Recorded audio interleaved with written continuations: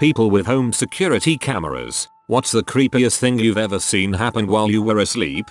We bought a new house about 8 months ago and installed security cameras recently. I looked over footage to see if it was working properly and didn't want to believe what I found. At around 3 AM there was a random guy that was briskly walking in and out of my driveway and kept shifting around. He looked as if he needed to find something. He goes over to one of the bushes on the side. It represents the barrier line and takes a crap. A freaking crap. I had to replay it a couple times to make sure I was seeing this correctly. Then I thought, is that thing still there? Turns out it was still in the shrub. Guess it was his housewarming gift.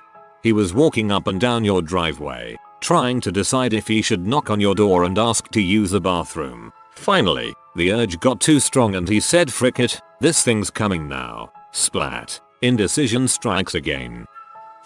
I saw someone break into my car, take my sweater out of the front seat, stood there and smelled it for a solid 5-10 minutes, then put it back and left. I gave that sweater away that day.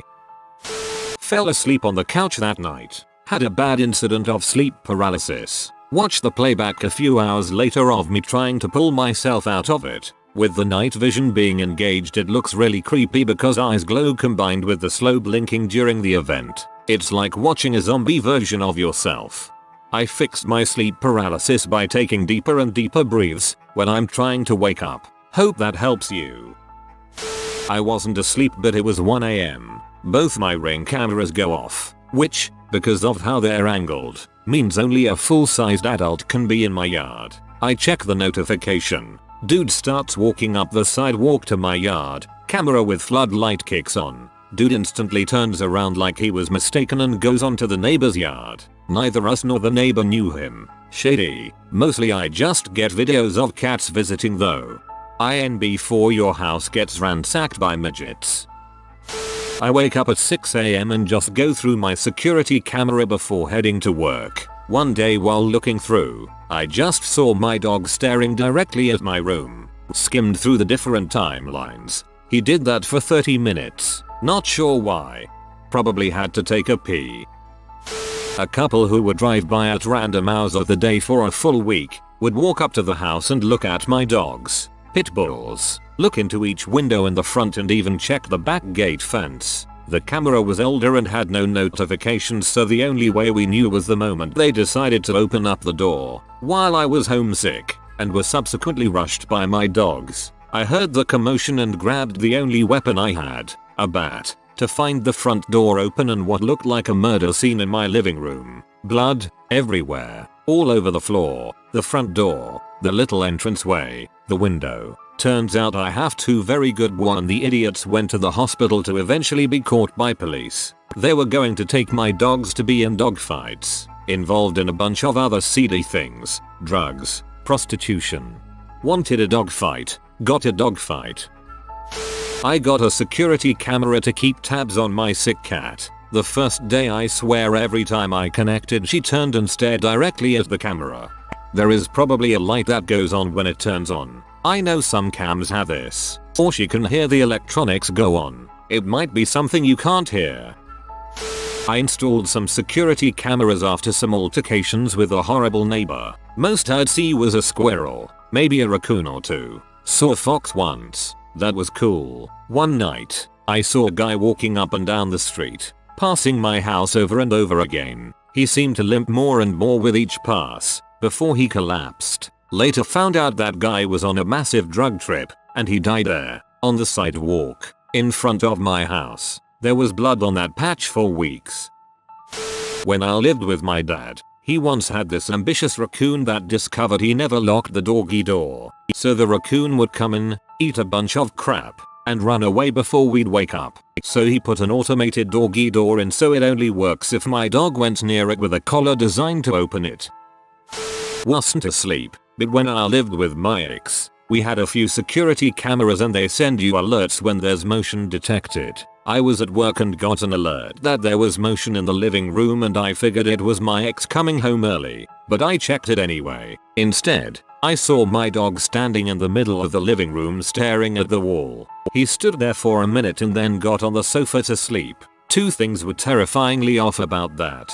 1. My dog was a puppy at the time and was crated when home alone. The crate is made of solid wood, metal grates and has thick and heavy eye hook latches, so there's no conceivable way he could have opened the door. 2. He was kept in the office, which is located off the hall, and we kept the door separating the living room from the hall closed during the day to keep the room cooler for him. I looked back at the recording because I was very confused, and unfortunately, because the hall door was closed, I couldn't see how his crate got opened. But the hall door opened on its own and he walked out into the living room about 30 seconds later. The hall door was like a regular bedroom door. It closed with a knob latch and wouldn't have opened even if you pushed on it. There were no sounds aside from the normal house noises. No cars or people had been in view of the outside cameras since we'd left, and no other motion detections had went off.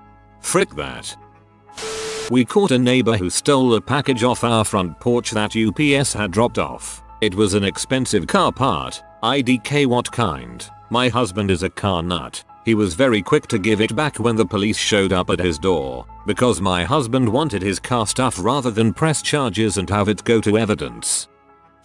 I used to work for a company in California. Pretty small office just off the side of the road. Lots of gang activity around the area. They've got the Ring doorbell camera so they can safely tell if they can open the door at night. One night there's a group of guys hanging around looking at our property. We don't think much of it because they leave in about 10 minutes. Next day a guy shows up and just walks into our fabrication shop in broad daylight looking around. Never has this happened before. Our boss intervenes immediately. Boss, can I help you? Guy, oh crap, hey there. Hey, are you guys hiring? Boss, number. You have 5 seconds to frick off. Guy leaves in a mad dash. We called the cops and they find him walking down the street 5 minutes later. Turns out the gang was planning on robbing our facility while we were on holiday leave, and they'd assigned him to scout out the interior.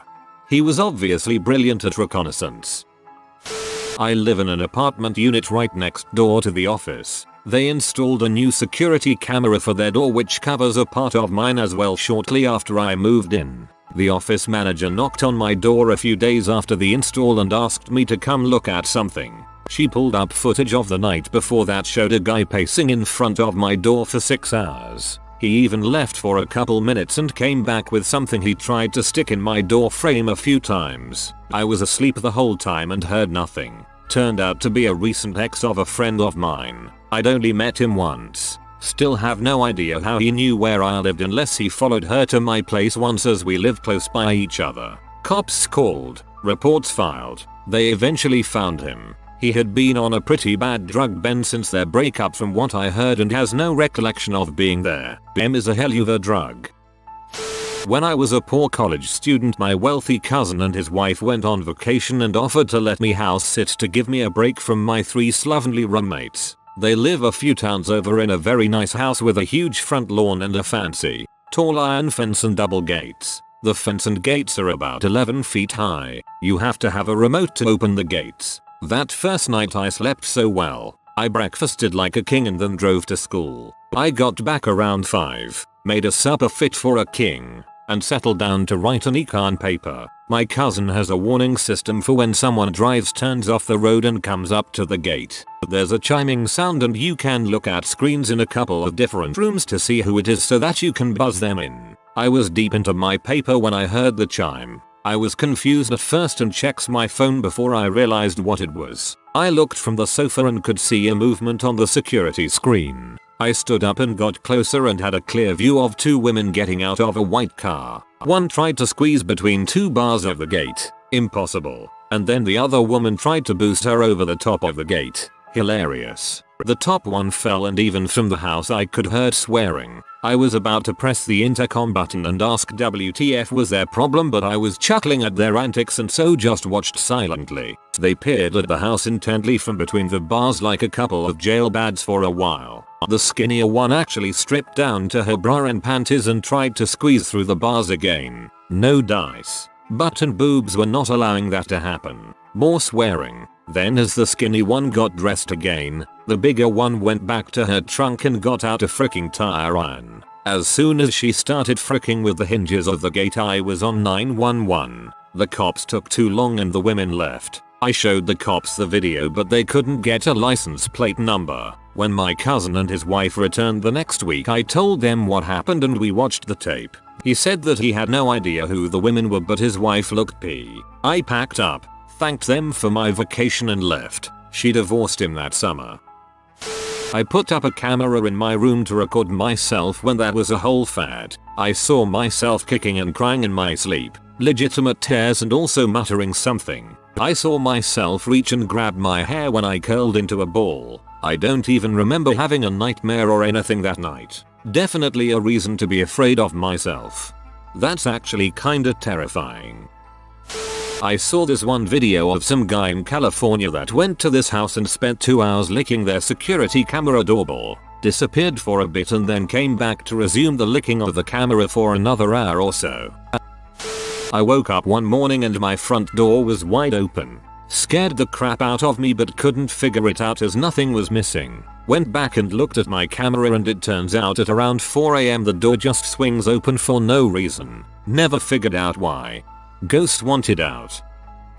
So I'm sitting in my living room at night. Just recently moved into my new flat. I'm in a basement flat, own entrance, in a little townhouse on the edge of town. Quiet area, lots of trees, cheap rent and like no public transport or cell reception. I'm living alone for the first time. I just set up the security cameras and hooked them up to a new monitor. The old one was ancient and gigantic. Hadn't figured out where to put the monitor. I'd never had a security system before. It was, at the time, on my work desk, which was at the living room window. I notice this slight yellow glow out the window out the corner of my eyes, slowly getting brighter. As it does, I notice on the camera that there's a huge bust shadow cast across my door, visible from camera, to the left of the window, that looks kinda animal but weird proportions. I quietly crap myself. It sits there for a while, like a good 10 minutes, moving just enough to make me wonder if I'm imagining it moving.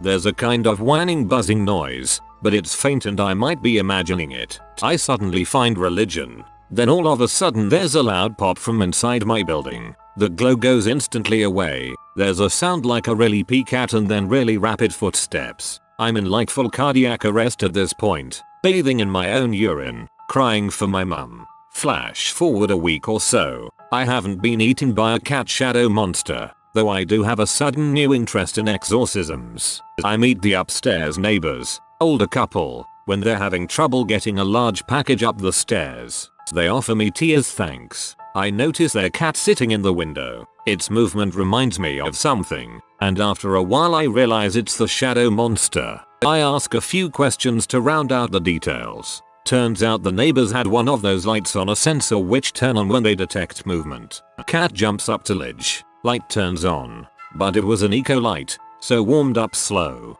It then went out, loudly. I'm too embarrassed relieved to recount the story, so I make my excuses, leaving the nice couple upstairs with the impression that their new downstairs neighbor is a weirdo who stares at cats, has a really keen interest in light bulbs, and a predilection for nerve. They don't invite me up for tea anymore, but they do ask if I'm okay every time they see me. I quietly crap myself, as a gentleman woman would. My friend showed me footage that her home security camera got of a coked out neighbor running into her door and shattering the glass with his head. The weird part was that he didn't get hurt, smashed the glass but came out without any damages to the head. When he approached her door he stopped for a moment and then charged like a bull. CS a hell of a drug. My neighbor told me years ago that when she checked the footage from her security cams outside her front house she found a guy coming into her yard picking her flowers and sticking them down the front of his underwear. He was never seen again, just once. Smelled kerosene in my chicken house. Not for first time, one morning. Reviewed cam footage. Good video of neighbor entering with kerosene can and pouring it on my birds. She hates me and my birds. Maybe just me. Kerosene can and pouring it on my birds. Should have called the police. No one takes kindly to miniature dinosaurs being abused. I have an Amazon ring and on Halloween night a black cat lay down on my walkway. The shadow made it look like a huge cat like a panther or something. Freaked me out until I zoomed in to see it was just a little black kitty. It showed its true form. Obligatory not my story. Sorry, my brother got a new security camera and he was having trouble sleeping. He lives in an apartment building with a couple other people in the hallway. He kept waking up to a person trying to open his door in the middle of the night. He eventually found out it was a neighbor who got drunk a lot and was trying to get into the wrong apartment. The neighbor eventually went away. A couple weeks later he came home and there were a bunch of cops outside of his apartment. Turns out that his other neighbor, who had also gotten harassed by this guy in the middle of the night, had murdered the guy who kept knocking on my brother's door. My brother caught it all on his security camera. He turned it over to the police, and the neighbor got arrested and went to jail. That escalated quickly. Saw a woman talking to herself stealing my trash. I was so confused the week I moved in because every day I threw trash away my can was empty and I kept convincing myself I was just losing it. Finally got my cameras up and realized what was happening. Turns out the lady went to every can up and down multiple streets every night taking and throwing away trash. Found out she had some mental health issues and lived around the corner. Moved the cans to the backyard instead of the side of the house after all that. That's how identity theft happens. Check your credit reports. Not asleep, but we were eating breakfast. There is a school down the street from our house. It's literally 2 houses down. Anyways, in the mornings there's lots of traffic and children with their parents to school. They walk past our house nearly every day and we never thought anything of it. Anyways, one day there was a kid who we caught on the security camera running and there was some guy chasing after him. Turns out he was trying to kidnap the kid and we had it on tape. The kid got to the school and told his teacher and police came and asked to see what we recorded via camera. Crap's crazy. Watch your kids. I came home from work one day and could see prints in the snow going up our driveway, then veering left into a field by our house and eventually leading to the main road. We were the only house on a long street. I could tell the prints weren't too recent, as some fresh snow had settled into them. I checked the security cameras, starting at midnight and fast forwarding through the early morning hours, convinced I would catch on camera the weirdo wandering our property and trying to break in and murder us. After a half an hour of staring at the screen, the perpetrator finally came into view. A horse from the field across the street had broken out and meandered through our yard and field by our house at around 5 AM. The build-up was terrifying. The result of the prints was adorable and hilarious. Doorbell cam went off at 3 AM. Flipped to the live view and there was a deer standing in my yard staring directly at the camera. Close enough that the camera thought it was a person at the door. Deer stood there for a solid minute just not moving. The eyes had that creepy night vision look, so it was extra weird. And then the deer took a huge crap while maintaining eye contact with the camera and that kinda ruined the mood. A doe, a deer, a pooping deer. A random guy helped himself to my backyard. Thinking he was a thief, I was already picking my phone to call the non-emergency police line only to look back at my tablet and see him moving my pot plants. Only my pot plants, some of which are very heavy. He even stepped back a couple of times as if to survey his handiwork. Once he was seemingly happy with their new arrangement, he then left the same way he came. I have never seen this man before in my life. WTF. Neighbors have security cameras that caught 2 people outfitted to look like Jehovah's Witness reps that were actually armed thieves. The pair did several burglaries in the area before reports to the police from neighbors caught them in the act. P.S. Enjoy your cake day, OP. One night a bunch of cars in our neighbor were broken into, including my son's. We checked our security cameras and saw the guy going through my son's car, and then he walked over to my neighbor's house and up onto their back deck and stared through their French doors for about 15 minutes before leaving. My parents live on an L-shaped large piece of property with a dirt road that runs along the inside corner of the L. My dad walked out of the house very early one morning on his way to work and sees someone pull off the dirt road onto the opposite end of their property. Before he can get in his truck to investigate, the trespassers peel out and take off the opposite direction and he can't catch them. He goes to work suspecting poachers and gets a trail camera to attach to a tall tower he built as a lookout point deer stand. He goes out once a week to swap SD cards and batteries. Never sees much more than animals and the occasional car on the dirt road. This goes on for months and everyone kinda forgets about it. My grandfather goes in the hospital for heart surgery, but never leaves the hospital. dying after not recovering from a coma after surgery. Things start to settle down after my grandfather's death and I'm over to work on a computer for my mom. Dad goes and trades cards and batteries and brings the full one back. Part of the issues they had was reading SD cards. So I load the card and flip through the several hundred pictures.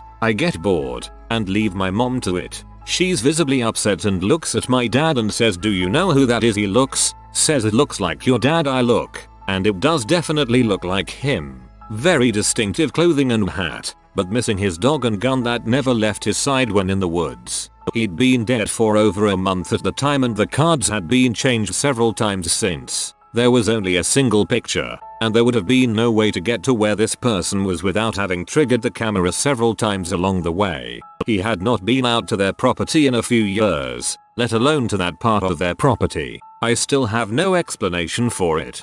One last goodbye from old grandpa. There has been a string of car break-ins in our neighborhood lately. We have had cameras up for a couple of years now, so we checked the footage. Unfortunately, while we have the wannabe thieves on camera, there was nothing worth stealing in either mine or my husband's car. We have no idea who they are. The cops can't do much without an ID. One of them is wearing very distinctive shoes, though, so we have been on the lookout for an unusual pair of Nikes and who might be wearing them. Sucks when you can only watch someone break into your car. I know it's a little off topic, but we did also have a funny one we caught on camera. Our neighbor is a huge douche who can't handle his drink. He likes to listen to crappy mariachi music all night and into the early morning, which wouldn't be such a problem on the weekend. But he likes to do it on a Wednesday night. It really is a pain in the butt when you have to go to work in the morning. Our neighbor called the cops on him and we got to watch him get pepper sprayed in the face on camera. It was hilarious. Wasn't exactly while I was asleep since my dad woke me up, but I live on a cul-de-sac and my dad told me to grab a weapon and come watch the cameras. The cul-de-sac was full of at least 8 police cars with the lights on and more were parking up the street and running into the neighborhood. We didn't know WTF was going on, but if a fleeing criminal tried to break into our house to hide, we wanted to be ready. Turns out some homeless dude lived in the woods behind my house and stole some jewelry from a Walmart about 15 minutes from my place. Dude, I live in a cul-de-sac. 2 police have come 3 times. Once for a drug bust. Once cause a murderer climbed over my neighbor's gate into their backyard. And another for I think a guy who was a thief. I don't remember the last one too well. One night the camera on the front, facing to the road, captured a white car that pulled up near the gate, backed onto the road, drove a few steps ahead, then backwards, then forwards, switched lights off, then on, then fog lights on, special lights in Europe, don't know if they are around the world, fog light off, forward, backward, lights off, lights on and drove off. Never saw that car again. The ID was not even from the country I am living in. Sounds like someone trying to replicate an intermittent electrical issue with their car. Source: have done dumb crap like this to try and figure out intermittent electrical issues with my car. Near midnight my car alarm was triggered. 4 weeks, never could find who did it. So I put up cameras up to see what happened. 3 nights of not getting anything. I pee myself when I found a raccoon versus squirrel wrestling match at my front door. I saw an animal near my house. It turned around and saw something outside of the camera's view and looked scared or something, and when it reached the edge of the screen and looked like something grabbed it, never came back. Could you see a hand or was it too far out of shot? Woke up one day to a very weird feeling. I decided to check the cameras. This was around a month ago. BTW. Ended up seeing 3 dudes in black who were roaming around my house at around 2 AM. Then they just left. I was very nervous for a couple of days after and still am a little bit. I have no idea what they were doing. Not me, but my dad looked through his camera once and saw a stuffed animal placed right in front of the camera. We found out it was my mom playing a joke on him. Oh, I'm definitely doing this to my mom. That's hilarious.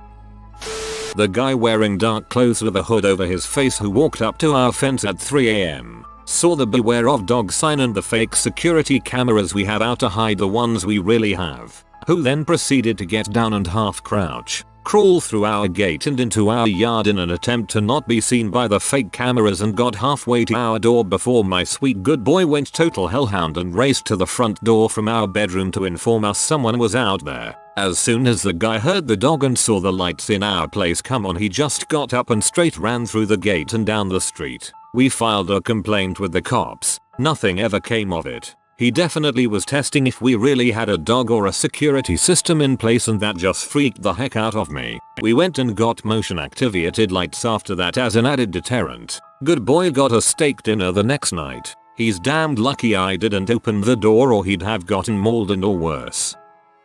Divers and people who spend a lot of time underwater. What's the creepiest, most unexplainable thing you've seen while in the depths? Not me, but my grandfather recently told me about a story of when him and his friend went diving. Him and his friend were interested in making stuff, and one day they made this makeshift scuba gear and wanted to test it out. So they drove down to where they wanted to go diving and tried them out. The scuba gear ended up working. However, while one of them was down there, they found a dead body. He went to the surface and told the other, who went to check it out for himself. They ended up calling the police and finding out they had been searching for the body. This was in Australia BTW. Finishing a night dive and stopped with my buddies 15 feet directly under the dive boat. Everyone turned their torches off and was able to see the silhouettes of 30 sharks circling the boat. I was an instructor on Raccoon, Honduras, and took one diver on a recreational dive on the beautiful reef there. It involved a couple of swim-throughs, coral tunnels, with sandy bottoms. On the second one, about 50 feet long and 5 feet wide, I didn't bother turning my flashlight on, as I saw my client, who I knew was behind me although I couldn't turn around and look, must have turned theirs on when I saw the beam of light passing by me and illuminating things on the wall here and there. When I got out of the tunnel, however, there hovering nearby was my solo client waiting for me to exit. They had never even entered the swim-through. Confirmed on the boat after the dive. That creeped me out royally. Also, not far from this dive site at about 155 feet, is a cross put on the reef wall for a troubled guy who years before just kept going into the deep and never returned. A local submarine scientist once saw his gear snagged on the reef wall at about 400 feet deep. Not that creepy, but during night dives I saw 3 different octopi. The adult one moved along the coral and changed colors to camouflage, and the baby ones were bright neon colors. They have the best camouflage out of any animal. Truly a majestic beast. An unending void. That's when I quit and was like, you know, I spent 5 years getting certificates, but apparently being afraid of heights also works underwater. You are not scared of heights, you are scared of the floor being far away. It was last year. I and my friend were testing our scuba gear before going on a vacation in one of the lakes near our city. The depth was around 15-20 feet when we saw Soviet-style army metal beds simply standing on the bottom of the lake, sleeping with the fishes. This isn't my story, but although it was creepy when I heard it, my great-grandfather and great-great-grandfather ran a diving business together in a small town. This happened a long time ago, probably mid-60s. My grandma and her friends, one of which was her boyfriend, decided to go down to the beach, and all the boys decided to go into the water and swam near the well-known spot where the current of the water is so strong can drag a boat underwater. The boys went near it and were dragged underwater and killed immediately. They were 14, 15 and 16 might I add. The Coast Guard were notified and my grandma's dad and his dad were called out to retrieve the bodies. Once the current had relocated them to a safer diving spot, the divers went underwater and found the 3 bodies, and the description still sits with me even 4 years later. I was told one boy, the youngest, had his arm torn in such a way by the current that it looked like it had simply been snapped off. The 15-year-old boy was bobbing around with his eyes wide open and chest bloated, but the 16-year-old boy had his skull caved in, where he was obviously smashed against something hard when he was flung by the currents of the water.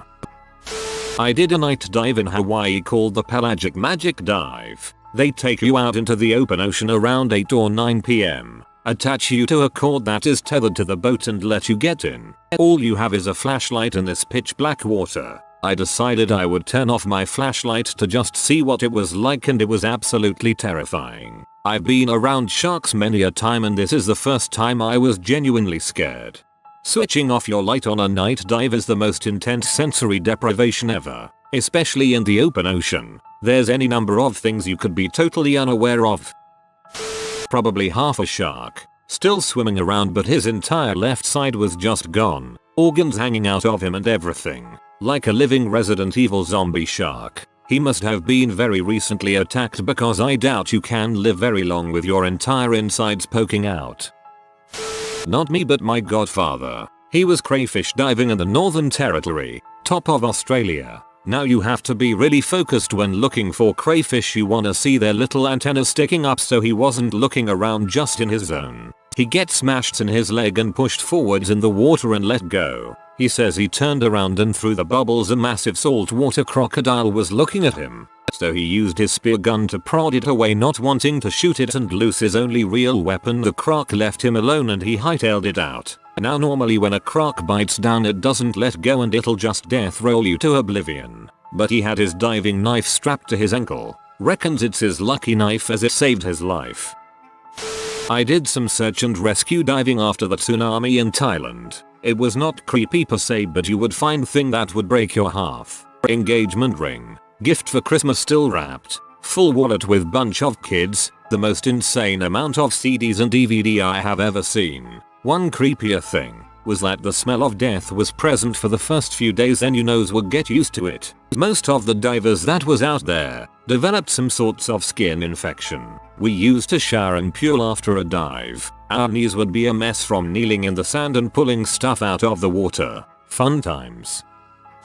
I know I'm awfully late to the party, but I'll comment anyways. This story happened to my mom since she used to dive a lot before I was born. She was diving in the coast of Mexico. It was nighttime since the animal they wanted to see only came out at night. This meant they couldn't see 2 feet in front of them. The only visible part was a beam of light coming from her torch and her diving partner's torch. So anyways, after diving for a bit, she turns 90 degrees to try and locate her partner, but as she does this she points the flashlight at a great white shark which was swimming directly to her. The thing was only like 6 feet away from her, so my mom couldn't react. But her diving partner pointed the light at the shark and made a spiral shape and pointed the light away from them. The shark followed the beam of light and swam away from them. My mom used to tell me that story all the time and how scared there was.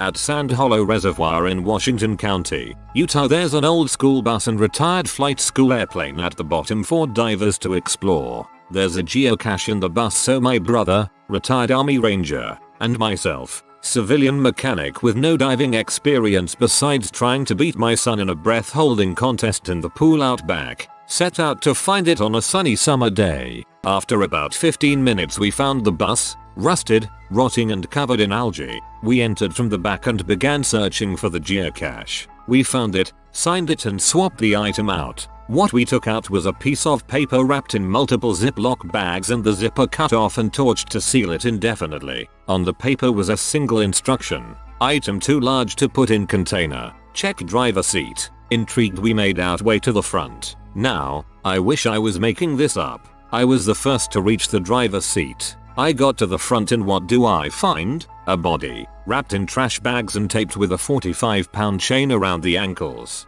I let out a blood-curdling scream like a 5-year-old was just told he couldn't have a cookie right before bed. My brother, without reacting, grabbed the body, pointed to the weight, and we made our way toward the surface. Once we got to the surface we put our flag up and got on our boat once it arrived. We called the rangers over the radio and met them at the docks, where we met a fleet of park rangers and county officers. They cut the bags while they were taking our statements to find that someone had left 130 or so pounds of sugar in gallon Ziploc bags in the shape of a body.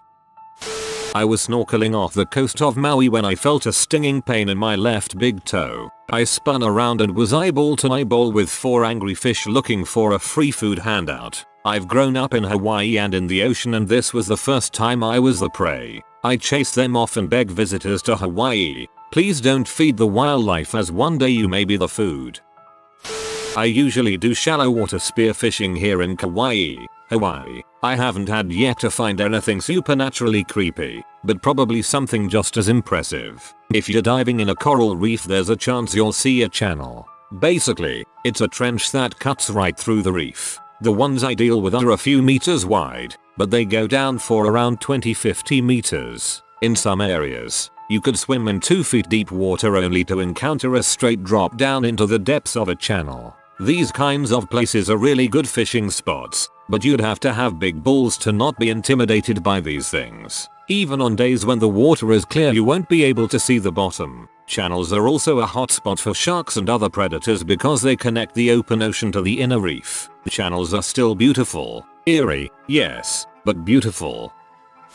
My dad used to work as a diver and he told me the reason he gave up diving. Basically, a small boat sank about an hour from our hometown and he was sent down to the wreck to find the bodies if there were any. He quickly located the wreck and opened up the door, and a corpse littered with tiny prawns came rushing towards him and essentially hugged him. That was the day my dad decided to quit diving. He told me so many creepy stories that I could write more here.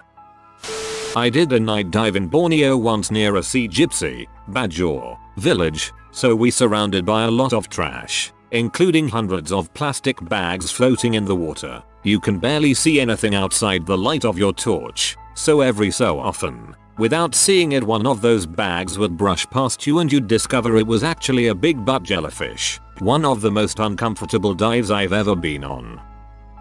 Obligatory not a diver, but my friend was from a military diving unit. Waters around my country are murky as heck. You can't see crap. So once 2 of them were underwater doing a familiarization dive at night. You can imagine how dark it was. Anyways, their task was simple. Just follow a guiding rope between 2 boats. Easy. Guy in front, my friend, has his hands on the rope. Guy at the back holds onto the guy in front. Suddenly, the current went batshit insane and my friend lost the rope, getting smashed underwater and hopelessly disorientated. Another hand grabbed his hand and put it back on the rope. Upon surfacing, my friend thanked the guy at the back for finding the rope, but the guy just said he also lost the rope and was clinging on to my friend. They recounted the story to their sergeant major, who brushed it off.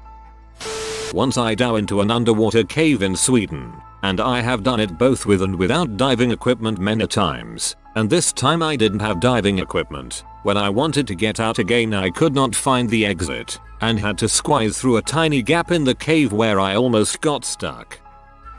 Not creepy or anything, but I used it to be a commercial tuna fisherman in Mexico. Method perseining. I will never forget the massive hammerhead I swam next to. We had to go in the water to take the porpoise out of the net. Yes, I know, it was freaking cruel, and as I was swimming, I initially saw the head and thought, holy crap, it's a hammerhead shark, until it swam sideways. If I had to put a number on it, at least 18 feet. It was a freaking unit. I was scared because I have never been in the water with a shark of that size, and from what I knew, hammerhead sharks are known to be territorial when hunting, and when I was warning the other guys, the bastard disappeared. Not only is this big butt dinosaur swimming underneath me, I have to be careful of the hundreds of porpoise in the school of fish. So as the tuna start rising to the surface, the hammerhead also starts to surface. That dinosaur slowly rising up. As soon as it is 20 feet away from me, I jump out of the net, into the middle of the ocean. Ironically, the middle of the ocean is safer than being in the net, something I never got my head around. So without checking where the dinosaur is at, I jump back into the net and it is right underneath me, less than 5 feet, biting the stomach of a tuna. At that moment, I just wanted that shark out of the freaking net. 3 tunas later, the majestic beast left the net and forever made it clear I did not want to see big dinosaurs in the water again. Be freaking terrified if you see a lone hammerhead. They hunt alone. If they are alone, they are hungry. I would rather see a group of 5 hammerheads than one by itself. Leading a dive in Singapore harbor during training. Back then, due to the pollution, it necessitated both compass work, being buddy lined and pulling a marker buoy. This was less than 3 foot and one of my buddies said all he could see of me was my fin tips. So swimming a foot off the bottom with full concentration on the compass and marking yardage when my face mask went straight into what looked like a person's head. I can still see it vividly. All the hair moved into an even parting from my motion, and I was looking at their scalp inches away. I will admit to squealing like a girl into the reg and trying to backtrack frantically. However, the diver behind me ran into me, pushing me forward. More horror. However, it turned out to be a dead dog. which shouldn't have been unexpected on the bottom of that crappy bit of water, but sure as heck got the pulse racing. If I had my wits about me, it would have been a lot of fun swimming the other two over it, but I hadn't had enough. Proud of myself for getting us to our target after that, given the detour. When I was young, I used to swim at a well-known river. We did bombs and dived as well as swimming about, but at this spot the water was dark but no one really cared. I finally got goggles one day and I dived down and realized there were fish but also massive eels at the bottom just swimming around us. Here, eels can bite if they want. It creeped me out ever since then. Not exactly what you're asking, but I remember one of my dad's old laborers told me when I was a kid that he used to go diving for old glass bottles at the bottom of the Sydney harbour. Apparently people would throw them over the edge of the boat at boat parties in the olden days. They were often imperfectly shaped and worth a lot of money. He said it was quite dark at the bottom of the harbour and he often relied on feeling the bottles to get a sense of their shape. If they felt anything different from a modern beer bottle, he'd put it in his bag. One day he said he felt something nudge his side while he was picking up bottles, but the water was too dark and murky so he couldn't make out what it was. A second later his torso was bitten into and most likely in the mouth of a shark. He pulled a small knife out that he had strapped to his leg and used it to stab the shark on the nose. He swam straight back up, rushing with adrenaline, but didn't decompress on his way up and passed out soon after he got back to the surface. Lucky someone saw him floating and he was taken to hospital. Apparently the bite wasn't too serious, but he did have to spend 2 weeks in a decompression chamber. TLDR. Diver gets bitten by a shark while diving for vintage glass bottles. Spend 2 weeks in decompression chamber.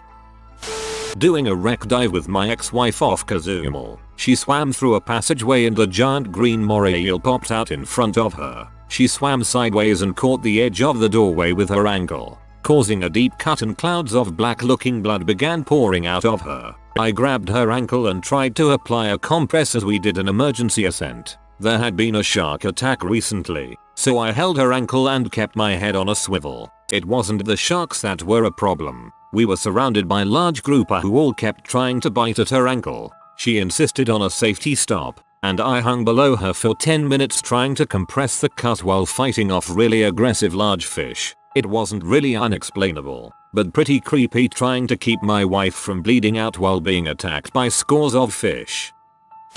Long-time diver. I was also search and rescue. The worst was recovering bodies from a car that went off a bridge into a river. It was winter, so cold water dive. It was at night, which is no big deal since the river is pitch black in daytime. We marked where the car was, dropped our guide rope upstream and then just let the current take us to the car. Your light illuminates maybe 18 inches in front so you can't see crap. You trust your drop and compass. Current was strong, so hard to control speed. Within seconds I came face to face with one of the victims. Eyes open, mouth open. I about swallowed my regulator and had to do a nuclear level butthole clinch to avoid crapping myself. That was the creepiest. The sad, most emotional was getting into the car to remove the baby from the back car seat. I had to stop a few times because I couldn't see through my tears. Adults I can handle. Kids and animals no. I was done with search and rescue after that. Now I prefer recreational diving.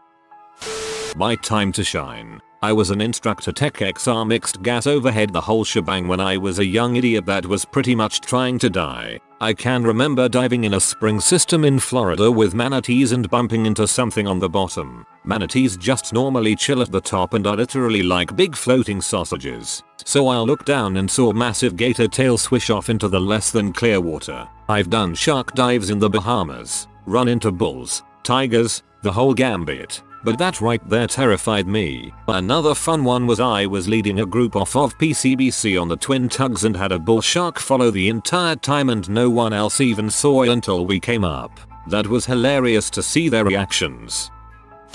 This is probably a pretty lame story compared to the others here, but I was diving, without gear, in Greece and I was at a beach around at the part where the sandy ocean floor stops and the vegetation starts. I was looking at all the different kinds of fish around there. My dad was swimming with me and I saw a large shadow next to me in the bottom. What I thought was my dad was actually an over 2 featuring fish which was right next to me. I slowly turned and saw one of its inch wide eyes staring right at me. I started yelling and tried to slap it, but it got away. I was doing a night dive in Koh. Just a recreational dive. Dive buddy was a total stranger. We were swimming around trying to find a sandy spot to disturb and see the bioluminescent dinoflagellates. We find a nice spot under a ledge, but there is a big green turtle resting there, so we continue on our merry way. Didn't find a better spot. Turn around, and the turtle's gone. Naturally, we kneel down in that spot and continue by turning our lights off and waving our hands through the water. At this point my eyes have adjusted to the darkness. I look over at my dive buddy and her eyes are incredibly wide. I motion as if to ask her what, and she points over my shoulder, just in time for me to see a football-sized turtle head inches from my face. Really cool experience, but scared the crap out of me. As much as I know they're harmless, it's easy to forget that when they're that close. Another time was when I was on a research dive off of Conch Reef in the FL Keys. I was working on nutrient dynamics of boring sponges,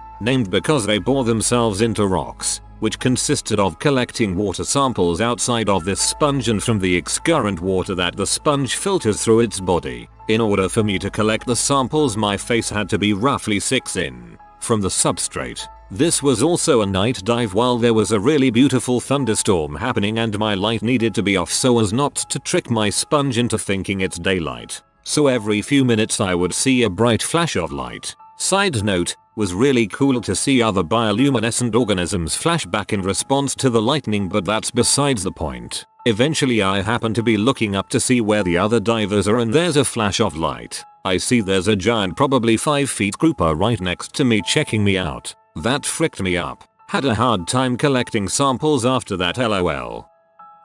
Explainable but creepy. My girl and I did a live aboard for a weekend to dive the flower gardens, 110 miles out in the middle of the Gulf of Mexico. Most other divers were diving nitrix and had dive computers except us, which meant our dive times were shorter. Our bottom time was limited by inefficient paper dive tables. When it came time to do a night dive, she was scared to go, and the others said they'd keep an eye on me, so I went. Depth was about 90 feet. We followed the mooring line down to the bottom. They attached a glow stick to the bottom of the line. We then trekked about 50 yards into the darkness to the spot. The dive was spectacular. Big black Jack Crevalle would hang out behind you and bump you to attack fish you shined your flashlight on. Dong move on their part, but nonetheless amazing. So it comes time for me to ascend, only no one else's time was up. That's when it dawned on me what I had to do. I gathered up my balls and my crappy little flashlight and headed out into the dark ocean alone, in the general direction of the glow stick I knew was around 50 yards away. After a few minutes I realized that I could no longer see my group's flashlights, and I still couldn't see the glow stick. Pitch black. My blood just ran cold. I was absolutely terrified. When I finally saw a glow in the distance I thanked God. But then I looked up and saw the inky soup I had to ascend through and wondered what grumpkins and snarks were waiting for me at my safety stop. 3 minutes at 15 feet and 90 feet of pitch black ocean, alone 110 miles out in the Gulf. Bait. I turned off my flashlight partly in fear of what I might attract, and partly in fear that I might actually see something. I can still say it is still the most humbling moment of my life. Anybody who is interested in diving, have a search for a film documentary called Last Breath. It came out recently about a freak accident during a saturation dive in the North Sea. I'd taken up the offer of a spare place on a trip to a 50-meter, 165 feet, wreck on the south coast of England. I didn't know anyone else on the boat, so I just got buddied up with another rebreather diver. Talking before the dive, my buddy mentioned that if I lose him then we'd just finish the dive on our own. This should have been a red flag, as in 10 years of diving I've lost my buddy less than a handful of times, but it must have happened often enough for this guy that he thought to mention it. Anyway, we descend down onto the wreck, and with it being England the underwater visibility was only 3 meters, 10 feet, and therefore no natural light reached the bottom. So we need to use our torches to see. We go about the dive and I'm being cautious to keep the guy in my sights. We have a brilliant 40 minutes on the bottom. Then we decide it's time to head to the surface, given it was quite cold and we had quite a lot of decompression to complete before we can exit the water. When it's time to surface, divers set off a marker buoy from the seabed called a DSMB, which is essentially an inflated bag attached to a spool of string.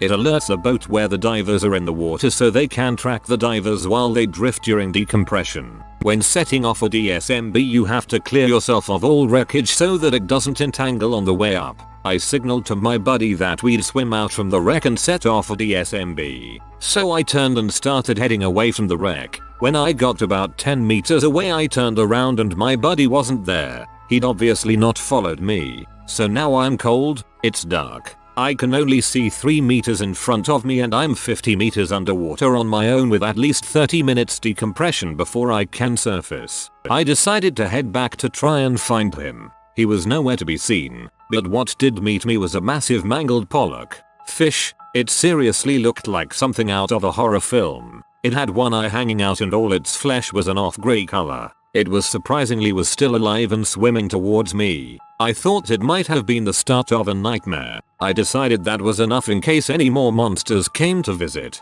So I swam off from the wreck, set off my DSMB and spent the next 30 minutes decompressing hoping the nightmare never continued. After completing my decompression, when I surfaced my buddy was already on the boat. We figured he must have gone in the opposite direction when I swam out to send the DSMB up. Me and my friend love deep sea diving and some of the stuff we see is scarring. February. We are exploring coral reefs and looking at exotic fish. We were in France. We live in England. We see some cod huddled around something and go in for a look. A dead body. We were pretty deep and on the sea floor so it should have floated up. Nope. The body was chained to this big block of concrete. We were freaking terrified and told the lifeguards, who told the police. The man had a slit in his throat. We were questioned and then released. TLDR. Found a body in France. Oh, I have a good one recently. I tend to night dive a lot at the same site. It's good for teaching night classes and I used to take a friend out to the site for night dives all the time. The crazy stuff would happen during springtime. It would sound like you were right next to an plane engine underwater. Just a super loud drone-like sound. On a recent night dive we had to abort the entire dive because it was so loud that I had to abort the dive. The sound was so loud that my bones were vibrating and I got a massive headache. I was convinced for the last few years that it was coming from the Coast Guard vessels near the site. I would call them and they would tell me that they weren't doing anything at night to cause that kind of sound. The next theory was boat traffic. I eliminated this by ascending and realizing boats were not present. Finally a Facebook group gave me the right answer.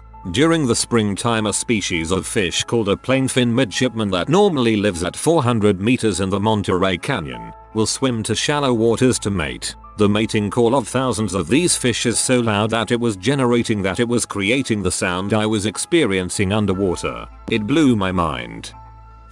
The scenario doesn't apply to me, but I was in court waiting for my client's case to be called while watching an ongoing trial in relation to a diving accident. Of course, nobody actually knows what happened underwater at the time. Group of friends rented a commercial diving boat, no clue what they're called specifically. 4 went down first and stayed under for about 20 minutes. During the 20-minute, guys 5 and 6 go in. Shortly after, guys 7 and 8 went in. A while later, guys 1, 4 and 7 and 8 come out. None of them said they saw 5 and 6. 1, 4 even said they never saw 5 and 6 enter the water. Search party sent out. Nobody found them. A few days after, the diving equipment was found without the persons and was found to be completely faulty. It was a while ago and there was a lot of diving jargon involved so I couldn't follow that well. Was interesting watching a lawyer who scubas cross the witnesses though. I am not a diver but I live in Australia and was fishing off a kayak and there had been reports of a 5.5 meter crocodile in the area. I didn't think much of it but as I was paddling along I looked down and there was a shadow matching the perfect size and shape of the beast. If it was a croc and not a rock it could have rolled me like a meatball. Most literally. I guess this could count as creepy as it's a near-death experience. This didn't happen to me but to someone I know. He's free dived for all his teen years and this happened in his 20s. He went diving off the coast of Mexico and reached the seabed at one point. His necklace managed to get caught in either seaweed or something of the like and he couldn't move at that point and was running out of breath. The chain wasn't breaking and whatever it was stuck in wouldn't budge. He explained vividly how he had to remain calm and slowly unlink the chain instead from his neck. While on the brink of drowning, he finally managed to remove it from his neck and reach the surface, followed by throwing up and almost passing out. He feels extremely lucky to this day and thankful for his instincts to remain calm where most would panic. There's a lake in France which has a really dark point, meaning it's pretty deep. I think it's about 25 meters or 30 m. So I went there with a friend because we used to freak up about this special point, saying there were weird creatures like a kraken or something. Whatever. We were exploring this place with big butt talk lights and there's a lot of things there, mainly Iron Age related sites and old buildings, which is pretty cool. The lake is known for the amount of old pirogues that sank there, but you gotta know that we didn't know all of there when we explored it. Anyway, it's very, but at a moment I see a dark pile of something in the distance and I approach and it's a pile of humans' remains. Maybe 5 or 6 total skeletons. So we were really creeped out, but we continued and kept thinking about it for quite some time after. A sound. A horrific sound like someone moaning underwater. Then it changed to a high-pitched noise and then it stopped. I was more startled than scared, but needless to say it completely ruined my mood for diving that day. I was diving in Mozambique one of many times. I love seeing sharks when I scuba dive, but I prefer to be at the same sort of depth as them. We saw 2 sharks whilst at the bottom from a distance, which was awesome. What wasn't so awesome was surfacing at the end of the dive, handing up all my gear, except my mask and fins, and then looking below myself in the water and seeing the 2 sharks circling around underneath us. I have never launched myself out of the water and onto the boat without help until that day. I think my stomach lurching helped propel me out. LOL. Not creepy but very strange. There's a shipwreck in the Red Sea off the coast of Egypt where a cargo ship lost a bunch of toilets and bathroom things. The whole bottom of the sea floor is covered with toilet bowls and you can even find fish living in them and coral growing around them. It was a really bizarre dive. Freedive spearfishing off Isla Morada on a low visibility day at about 55 feet. I took a shot at a cobra snapper that was hiding in a large crack at the bottom. He was a big fat 15-pounder, so I was upset when the shot missed. I swam down to retrieve the shaft and a 10+ foot bull shark darted over my left shoulder from behind me. The thrust from his tail almost pulled my mask clear off my face and caused it to fill about halfway up with water. He circled me twice, displaying aggressive body language. Anyone who interacts with sharks frequently knows by their posture and movements when they actually mean you harm. He disappeared back into the muck and I started my ascent. Having been down already for 2 minutes, I was worried I might black out after the spike in my heart rate. The water was so green I couldn't see the silhouette of the boat from the bottom. As I kicked up, he appeared right below me, coming in hot, and nipped at my fins before darting away into the green unknown once again. When I hit the surface, I jumped in the boat so fast my baggies fell down around my ankles. What is the scariest situation you've been in and thought, I'm not getting out of this alive? Serious? Was in Iraq on my last deployment and was conducting a foot patrol. As I pass a side street, the tailgate of a truck drops and there are 2 insurgents laying there with a machine gun who immediately open fire. The whole world slows down and seems to do one of those freaking Matrix things where you can see the bullets as I scream for everyone to take cover and run for cover myself. I felt my body jerk and yank around and almost fall off my feet several times until getting behind a building for cover. I just knew I was dead and could not feel the wounds because of the massive damage. Checking over my body, a canteen had been blown apart. A round had passed through a magazine pouch, destroying 3 magazines of ammo. I had 2 impacts that ripped up the cover of my helmet without punching through, and 1 round had passed through my uniform, across my chest, tearing at the inside of my body armor without 13 points of impact in all and not and scratch on me. We later joked that death must have been on vacation. Holy crap, you must have used up all your luck. My insane cousin decided it would be fun to dangle me by my ankles over a 5-story balcony. I was 5. I just remember looking at the ground so far below me and screaming at the top of my lungs. It felt like hours but probably only lasted a minute or 2. Then my dad saw what was happening and my cousin was grounded for the rest of vacation. I got caught in an avalanche while skiing in Colorado once. I was completely buried by the snow, so much so that it was like I was being suspended in the middle of the air. I couldn't even tell which way was up.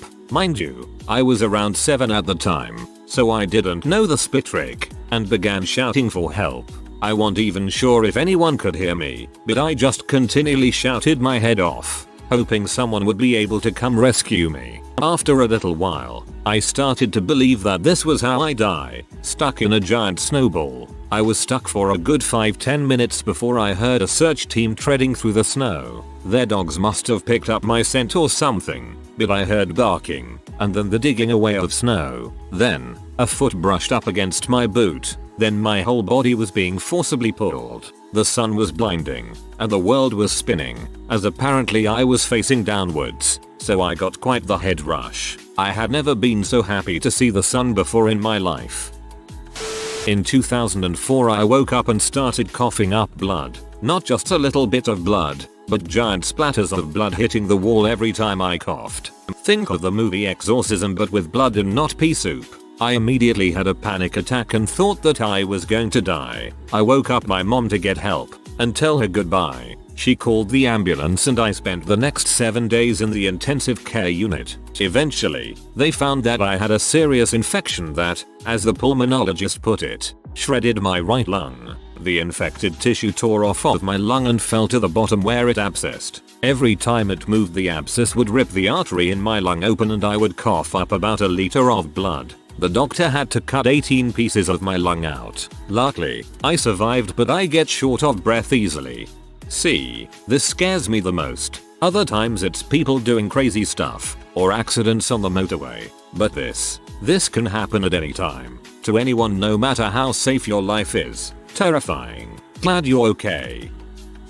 I woke up in a heap of twisted metal. My first thought was about the excruciating pain in my arm. I recognized it was broken in a very foggy way, as if it was no big deal. Then I realized my head was pounding. Realizing I had all my limbs, I started to think about my situation. I was driving on the interstate. Now I'm in what seems to be a ball of metal. As I turned my head to look around, I noticed two things. I'm not on the road anymore and I'm bleeding from my head. I'm bleeding from my head, arm, and shoulder. And when did I end up on the passenger side of the car? I was wearing my seatbelt. I don't know how long I waited there. I tried to find my cell phone to make a call but I couldn't find it. I feel myself growing weak. While it seemed the cuts on my shoulder and head were nothing, my arm was really bleeding. A lot. I could see the bone, so it's not really a surprise. I passed out under my passenger seat thinking, so this is how I'm gonna die.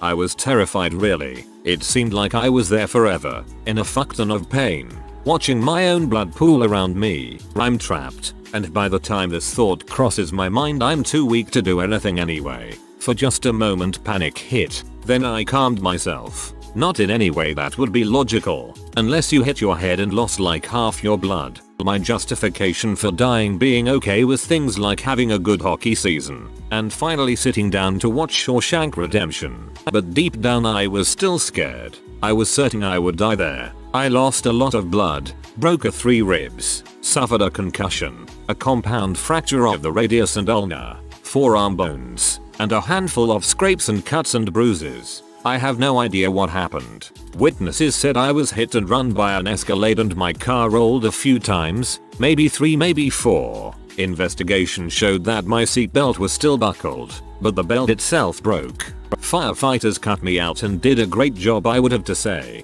Doctor told me that if they took their time I might have died in the ambulance, or in my car. I'm glad you made it. I was 10 when it happened to me. Drunk driver crossed the yellow lines and hit us head on. I made it. Mom didn't. It's hard to describe that experience of having everything right with the world 1 second and the next you're trapped in a heap of twisted steel and blood, and you don't know why. I'm not sure if this is a compliment, but you did it very well. Was electrocuted in the wet grass and couldn't let go of the cable for a few seconds. Got out of the pool as a young kid and went to turn the power to our filter off, which was on the house. Grabbed the switch to turn it and couldn't let go as my entire body started to feel weird. It's not like painful, it's just such an uncomfortable OMFGWTF is going on, let the frick go now feeling. Very scary.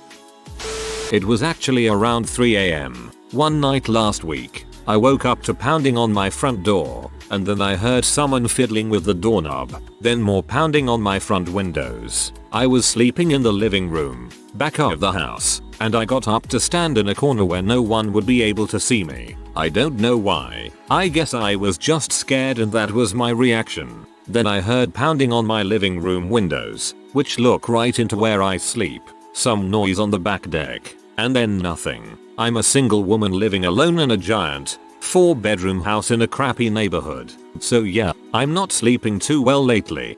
Heck no. Incite some friends or family to stay the night a few days. I'm a man and I wouldn't do that crap alone. You're a brave soul. A bunch of adventurous co-workers decided to take skydiving lessons. Couldn't pass that up. We did a few hours of on-the-ground training, and then they packed us into a tiny plane 4 at a time, clipped our ripcords to the plane and we jumped out at about 2,500 or 3,000 feet. It was a static line jump, meaning that the plane opened your parachute for you as you fell away. It was one of the best feelings I'd ever had, and I went back on my own the next week. I couldn't talk anyone into coming though, so it was just me. I signed up for an accelerated course that involved a lot more ground training and 3 tandem jumps, where you clip up to an experienced jumper and they teach you how to maneuver and gauge your control and focus, and then you get cleared for jumping solo. It all went great, and after a couple more weekends I was doing solo jumps and working on turns and having some of the most intensely awesome experiences of my life. On my 10th jump, I went out at around 12,000 feet and started trying to figure out how to do something other than turning and tracking. I'd drop a shoulder and the world would start spinning all over,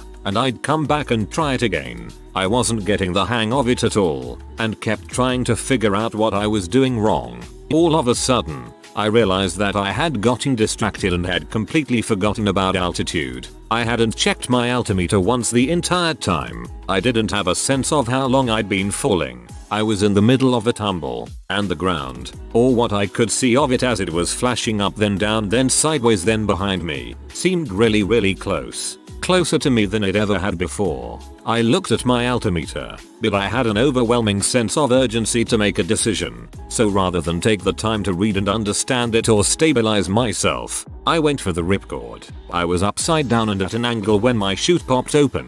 It had been packed very loosely, and when the risers went taut, one of them wrenched my neck pretty good and twisted my helmet 90 degrees, smashing my nose into my face and blinding me. I flailed around unable to see anything, not knowing if my chute was open or garbage, trying to get my helmet unstuck. Even more than being scared that I was going to die, I remember feeling a profound sadness that it was my own stupidity that got me there. Panic helped me untwist the helmet, and it really hurt. My nose did not want to be smashed back the other way, but a desire to know how many seconds I had left was a strong motivator. I was still 1,200 feet above the ground. What an idiot. Overall, it was great fun, but I got all the excitement I needed out of skydiving and haven't been back. Maybe someday. In the spring of last year I faced one of the most terrifying experiences in my entire life. I've been playing rugby for 5 years. One game, I went to make a tackle. My teammate who weighed 90 pounds more than me went in for the same tackle. The next thing I know, I'm on my back with a bloody mouth, and my teammates and coaches are kneeling over me. Turns out that the top of his head smashed me in the mouth, busting my lip wide open and jarring my brain significantly. 2 weeks later I woke up at 2 AM complaining of a severe headache and sore eyes. So my mother takes me to the ER, unsure of the lingering results of the injury. By the time they finally call us in from the waiting room, I can barely walk straight. They take me into a dark exam room where I lay down on one of the hospital beds. The pain progressively gets worse, so I call the nurse. She comes in and tells me to stand up, after which I immediately vomit. So they bring me into a treatment room and start pumping me with a variety of migraine medicines via an IV. The whole time I have this slight throbbing pain behind my eyes. After the 5 different medications, I turn my head to tell my mom something, but no words come out, just incoherent babble. So I try again, same thing. Something was wrong. Then came the excruciating pain. My brain was literally being crushed and nobody knew what was happening or what to do. After what felt like hours of agony, they pumped enough morphine into my system to dull the pain. At this point I still can't walk. My skin is tingling, my muscles aren't responding properly, and my vision is blurry. After a revealing CT scan, the head neurosurgeon was called in to perform an emergency surgery at 5 in the morning. He drilled 2 holes in my skull to release the pressure of the fluid, as well as 2 small tubes to drain whatever was still being produced. So here I am a year later to tell the story of a freak accident that went down in the record books of the hospital where I stayed for 3 weeks. Thanks for taking the time to read this, everyone. TLDR. One of the most terrifying experiences of my life was when rugby injury ruptured an arachnoid cyst in my brain, causing it to leak cerebrospinal fluid into the subdural cavity, essentially crushing my brain over time. Nobody knew what was happening, or what to do. I was dying of it all. The scariest part was witnessing the successive breakdown of bodily functions. Walking, talking, seeing, feeling, moving, slowly feeling myself die. I was taken to the emergency room in septic shock from an abscessed tooth. I had been having a toothache for a few weeks, but it wasn't so bad. I woke up that morning in so much pain I thought my eye was going to fall out, and then I don't remember much more until I was in a hospital bed being pumped full of drugs and fluids to get my blood pressure back up. I crashed again during the CT scan and I really thought I was going to die. It was so scary. I had just had the contrast dye put in me and thought I had peed myself, and then my blood pressure bottomed out again. My last thoughts were I'm about to die in a puddle of pee. I don't remember again until my parents were there. They told me what had happened and a nun came in and told me her church was paying my hospital bill. 3 days later I woke up in my bed at home hallucinating an alligator was at the foot of my bed. I devised a plan to leap out of bed and onto my dresser all the floor is lava style. It didn't work. I crumpled into a heap on my floor, and my boyfriend came in and filled me in on what all happened. I had literally almost died. It really changed my whole life. At first it really messed me up, and I can't say I'm not still kind of screwed up from it, but in all it was for the better. It got my life back on track and great things are about to happen. Welp, I'm gonna go brush my teeth right the frick now, holy crap. Climbed a 14,000 featuring mountain in the middle of winter. Got stuck in a freak snowstorm and spent 3 days soaking wet and shivering in a tent with 2 friends as the snow piled 4 featuring high. Ended up being rescued by search and rescue. The 3 of us got pretty close during that trip, in more ways than one. Stuck on a chairlift on a ski hill, in the middle of a blizzard, 100 feet over a ravine. Was 14 at the time. A storm moved in and they were shutting down the mountain. I begged the lift operator to let me do one more run. He relented and I went up. 5 minutes later the lift stopped moving. Before the whiteout closed in, I could see that I was parked over a rocky ravine, about 100 feet below me. As the minutes ticked by, and then a couple hours, it became clear to me that they'd forgotten all about me. Temps plummeted, wind picked up and my core temp started dropping. Options were few. Raise the bar and fall to my death or stay on the lift and die of hypothermia. I considered crawling up the chair and trying to make it to the cable above, then shimmy to the next tower, then down to safety. That all sounds like an easy, simple choice when you're sitting in your living room. It'd feel like sure death when you're sitting in the lift. Fortunately, when I didn't return home that night, my parents started calling around and eventually figured out where I was. In the wee hours of the night, I could hear a tracked grooming vehicle going up the mountain. I knew they had to be looking for me. Half an hour later, the lift started moving again and a SAR team met me at the top. Frostbite on the toes of my right foot and both my hands, but lived to tell about it. For a long time there I was absolutely convinced I'm not getting out of this alive. Rock slide in Yosemite National Park. I worked in the park and lived in the valley in a rock slide prone area. One night right before bed I heard what sounded like thunder, but remembered the sky was perfectly clear when I entered my tent just minutes earlier. I ran out of my tent and into a chaotic scene. My fellow employees panicked and were running falling downhill as the sound of thunder grew closer and closer. I hid behind the largest boulder I could find and expected rocks to come rolling past me any second. The sound was intense, frightening, and seemed to close in on my location with each passing moment. I thought it was the end. It seemed a decent way to die. What felt like minutes, but was likely just seconds. Later the rock slide stopped. I barely slept that night. Some employees needed stitches from cuts sustained during their flight, but otherwise no one was hurt. In the morning a couple of us went looking for the devastation and found the slide stopped roughly 100 yards from our tents. I felt very fortunate to have lived through that one. I got caught on a cliff top while snowboarding. 50-meter fall down onto rocks. No way of undoing my binding or climbing up to safety. I was stuck until 6 PM where I got airlifted out by helicopter after being stuck for 3 hours. First time I have truly feared for my life. Reading all these posts makes me not ever want to go back to snowboarding. As a kid playing on train tracks, my mom starts shouting at me. I look behind me and there is a train bearing down on me. Someone ran up there and pulled me off, but I was just stunned and couldn't move. I was in a car accident with my dad once. Actually, I've been in like 4 with him, but we were waiting at a red light when it finally turned green. We started to go forward and out of the corner of my eye I saw a van coming from the right that looked like it was going too fast to stop at its red light. I shouted oh my god because there was really nothing else I could do as a passenger, and my dad slammed on the brakes, making us run into the side of the van.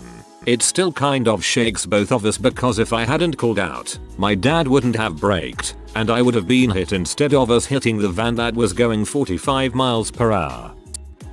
Not a particularly long story, but around age 9, an older and much larger kid at some after school daycare thing held me underwater at the pool. I immediately panicked, thrashing and struggling with this kid's slab of meat of a hand calmly holding my head just below the surface. After a minute or so I couldn't hold my breath any longer and inhaled a bit of water. For whatever reason I stopped thrashing, became very calm and pushed away from the kid with my feet, deeper into the pool. The kid let go of my head and I made it back to the surface where I proceeded to vomit, cry and cough up water for the next 10 minutes or so. TLDR.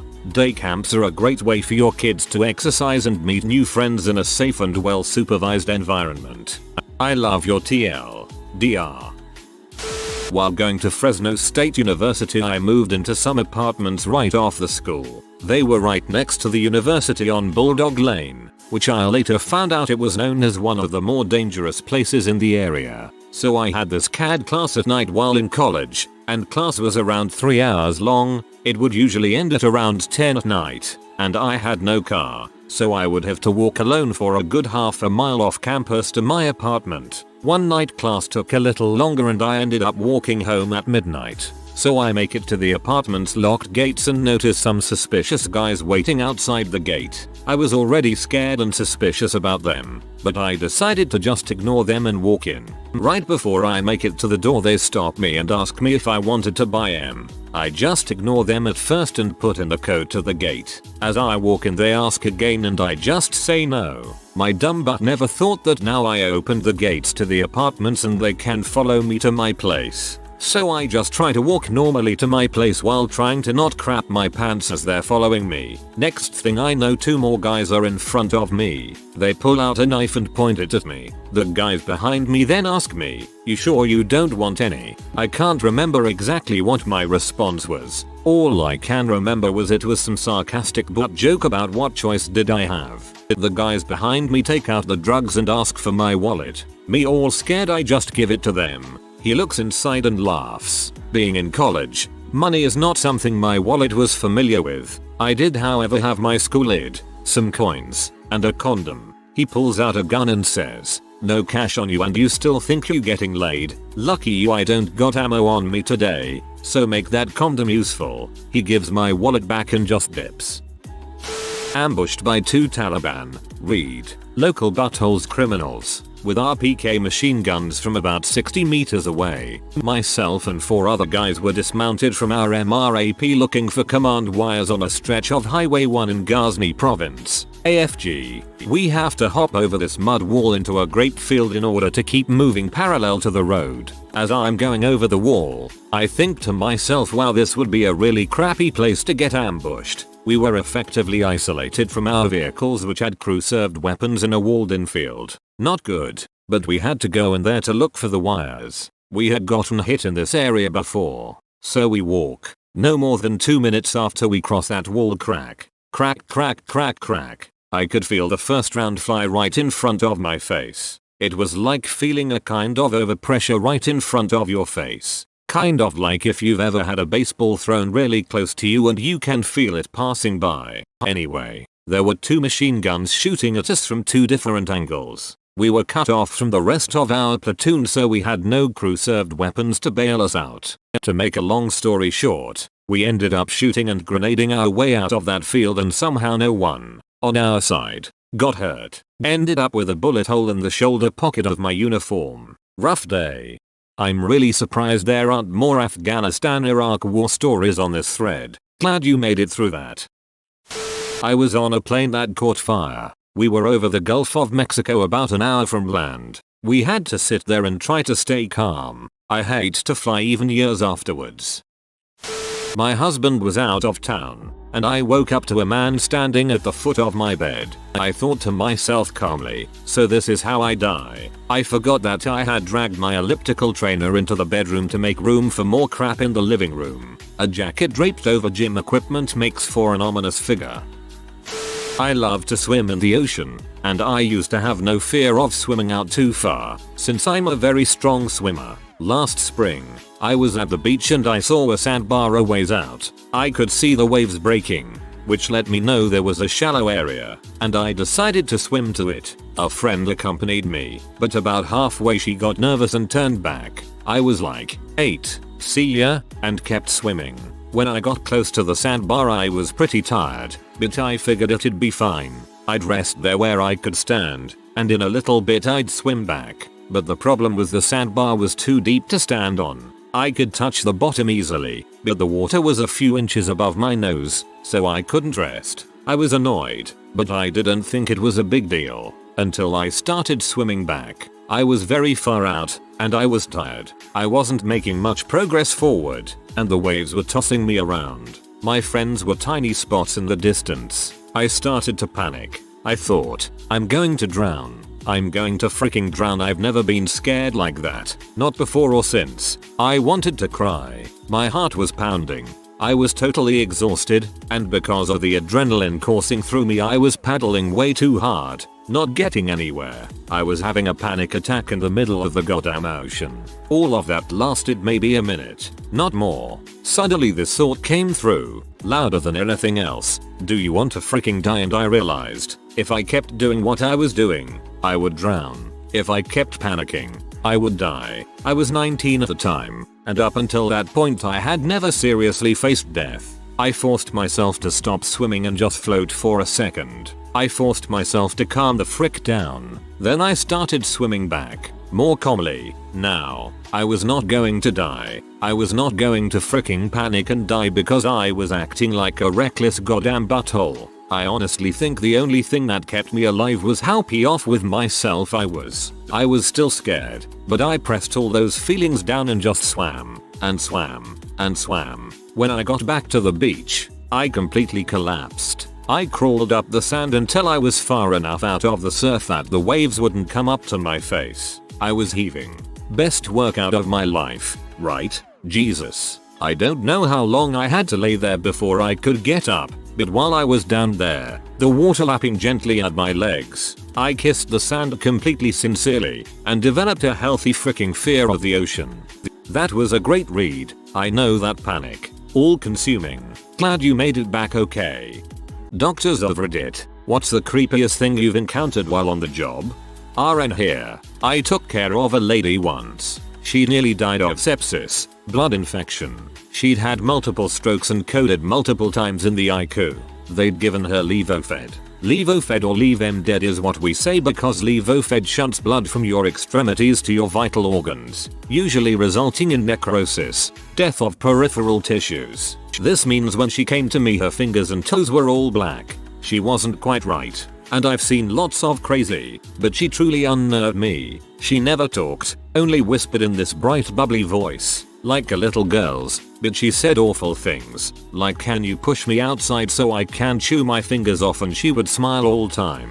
She also had some really bad pressure ulcers, bed sores, from just basically being immobile for so long. We had to dress her wounds daily. She'd usually rip the dressings off pretty soon after we put them on. One night I went into her room and saw a piece of what I thought was dressing on the floor. Upon closer examination, it was a chunk of her own skin. A partially healed skin graft to be exact. Still gives me shivers. Not a doctor, but I work in a personal care home. We used to have a resident who would constantly yell out hello. Drove us a bit bonkers. After he passed away, a lady moved into the room. One night I was working a double, evening to nights. She pulled her call bell. I went in and she asked me to make him stop. Make who stop what? The old man standing beside the bed. He won't stop yelling hello. How do you just not quit your job and move to Kuwait after that? Not a doc, but I am an EMT. Honestly, old demented women holding baby dolls. They pet him and crap. That baby is real to them. Freaks me the heck out. While on an infectious disease elective, I took care of a patient with a brain abscess. The abscess had knocked out the language centers of the patient's brain, resulting in an aphasia. His words were completely scrambled 90% of the time. Ironically, the patient was a computer scientist software engineer responsible for coding groundbreaking voice recognition technology. The irony really creeped me out. I worked in an ER and the creepiest thing I can remember wasn't so much an event as a look. A 4-month-old child was brought in because it had basically suffocated in its crib due to neglect. The mother was there, watching her baby die, and maybe it was the drugs still coursing through her system. Maybe it was the shock. But watching as one of our priests tells her outside that trauma bay heaven has claimed your daughter, the glassy, 1,000 mic stare she gave as she asked if there were police going to her house and if she could go home. Something that utterly wrecked everyone an hour, and she had this otherworldly, totally distant look because she was thinking about how she's going to get busted. But some days, your faith in humanity is tested. Not a doctor, but both of my parents were, so here's a couple of the weirder stories I remember. Mum was in a dock. One night a guy came in who had tried to commit suicide. He had used a shotgun, but had stuck it under his chin instead of in his mouth and had angled it wrong so that he just blew most of his face off instead. Apparently he only lived about a block from the hospital, so he just walked over with no jaw or nose and only one eye. Basically just a couple of bloody, rasping holes instead of a face. He was in such a state of shock that he just calmly walked in and sat down in the waiting area. The other is much less gory, and mostly just weird. After retiring, Dad worked in geriatric care for a few of the nursing homes around town. One guy had this really weird affliction that I can't remember the name of, but it caused him to have really weird hallucinations, like snakes coming out of his nose and mouth. The strange part was that he was completely lucid and actually really intelligent, and my dad would talk to him frequently. They would be discussing films or philosophy, and the guy would occasionally calmly say, "Hang on a second," and then proceed to pull a 2-foot invisible snake out of his nose. He'd lay it on the ground, and then it apparently would slither away. He could talk about them and describe them in complete detail. Wish I could remember some others. There was one they told when I was a kid that had something to do with a radioactive alligator, but I don't remember the details. Also, I kind of think that particular one might have been one of those stories. A friend of mine is an EMT around Chicago. They gets a lot of calls for homeless people who die during the winter. If they don't find them quickly enough, the body cools and any exposed skin freezes to the ground. They have to scrape the people from the sidewalk before they can remove the body.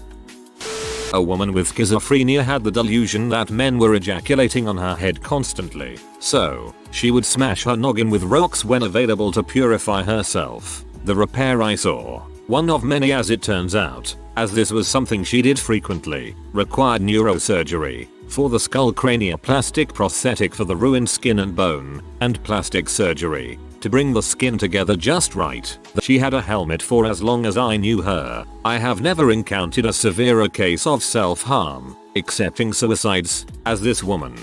Sad to hear, as it probably stemmed from childhood sexual abuse.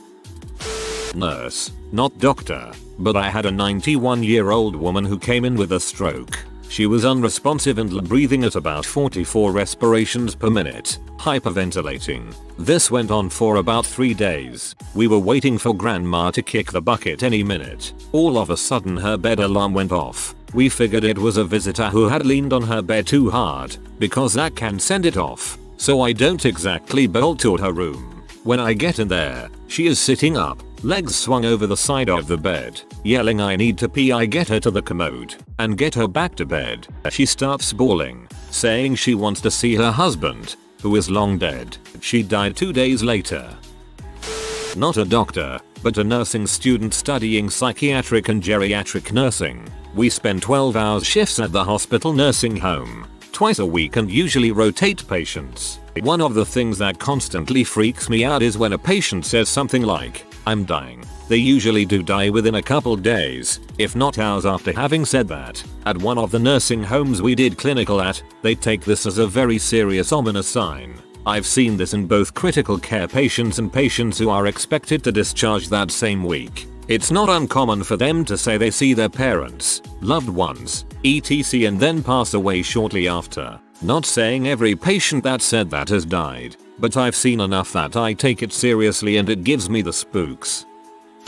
Not a doctor but care provider in a home for developmentally disabled adults. Some details changed for anonymity privacy. A long-time client whose mentality interests were comparable to 4-6-year-old would cover his head with the bedding when he went to bed. When staff playfully asked him what he was doing, he'd tell staff he was hiding from the ghosts. He never identified the ghosts and did this for years, so staff always thought it was just the client being playful. At one point this client didn't want to do his normal routine like eat, drink, stay up to watch television, or use the restroom. While bathing, the client said he was seeing ghosts and pointed. Staff replied, "What ghosts?" and the client said, "My mom and dad. Gonna take me home." Staff gently reminded the client that his parents had already passed away, that they couldn't possibly take him out that weekend. Within 72 hours of telling staff he saw the ghosts of his mom and dad, that client went to the ER, was admitted to the hospital, and passed away. I was the one that had spent half the night in the ER with that client. I had taken him to the ER before and other routine medical appointments. This client was known for being rather combative during such visits but was unusually peaceful the entire time. The last time he went to the ER, when I went to the client's memorial, I told the client's family that I thought he knew it was his time based on how calm he was. I didn't disclose the part about seeing ghosts of his parents shortly before the ER visit. When I was working as a critical care nurse, I sent my patient down for a heart catheterization. She was so sweet, and I remember that she and I were joking about a bunch of different things before she went down for her procedure. When she came back, she was very drowsy, as is expected from the worst, but very confused. She proceeded to have IQ psychosis due to the sedatives. Every time I would come in the room, she would throw cups of water at me and yell at me. She would make this guttural noise and tell me that I was the devil. I walked in one time and she said, "Dear Lord, please come down and slit this woman's throat." She continued to say this kind of stuff. She told her husband that I was walking into her room with poison balls and trying to kill her. She said that my skin was falling off of my face. She scratched and hit me. It was very sad and scary. I hadn't seen this happen prior to this. We had to give her antipsychotics and restrain her initially to keep her from hurting herself. It was pretty terrible. Not a doctor, but as an EMT a few years ago I came across the most horrifying thing I've ever seen. So to set the stage a bit, it's the middle of August and it's over 90 degrees Fahrenheit, 32 degrees Celsius outside, with 70% or higher humidity. Real miserable conditions outside. We get a call to help the police with a welfare check. Basically the police knock on an elderly person's door and make sure they're still alive or need anything. This was after the neighbors had gotten worried about the over 90-year-old woman who lived in the house. She hadn't been seen in about 2-3 weeks. From what we were told, the responding officer checks all of the doors and windows and gets no response. So we pull up the contact info from our last visits to her house. The young gung-ho rookie cop got the okay to break in to check. So he goes to break down the front door. He runs up to kick it and slips as he's giving the kick and falls into a bush. He finally got it right the second time and knocked the door in. Meanwhile me and my partner are laughing our asses off at him. The next moment he set foot in the house and turned right around. He was stopped cold by the smell. That's when we knew we didn't have a patient, but a body to find. So a little more background to the environment. This house didn't have air conditioning and was sealed up tight. No windows were open or anything. Add in the temperatures outside in the previous month and you have an oven of a house. We were walking into a house that had a dead person sitting in it for over 2 weeks in an oven. So we go inside and the most horrific, eye-watering smell hits us. It's indescribable how bad it was. We could taste it, it was that intense. The only words I have for describing it was airborne death. So while we are gagging and trying to search the house, we finally found her body. She had been taking a bath and somehow managed to die and fall into the water. Think bony, festering, maggot soup, and that's what we saw in that bathroom. We took one look and noped the frick out of the house. I still have nightmares about that sight. And the smell. That smell comes to mind every time somebody talks about the smell of death. The ME thought that she may have slipped and struck her head and drowned. Or she stroked out and drowned in the tub. I watched a patient's heart stop on the monitor once. There are false alarms sometimes, of course. However, I was experienced enough to know that it was true alarm. I called the nurse and told her she might want to check the patient. I remember her laughing nervously to tell me that she was talking with the patient at that moment, so she could not possibly be dying. I could even hear the patient talking to her cheerfully in the background. I double checked the monitor and saw a few beats here and there and luong lines. Just as I was advising the nurse to manually check the patient, I heard her drop the phone and go, "Oh no," followed by the code blue alarm. That patient did not come back. Nurse here. Once I had a hospice patient. I went in to check on them and asked if they wanted breakfast. They said no, I'm dying. After a few minutes of assessments and small talk, I went to get their pain medication.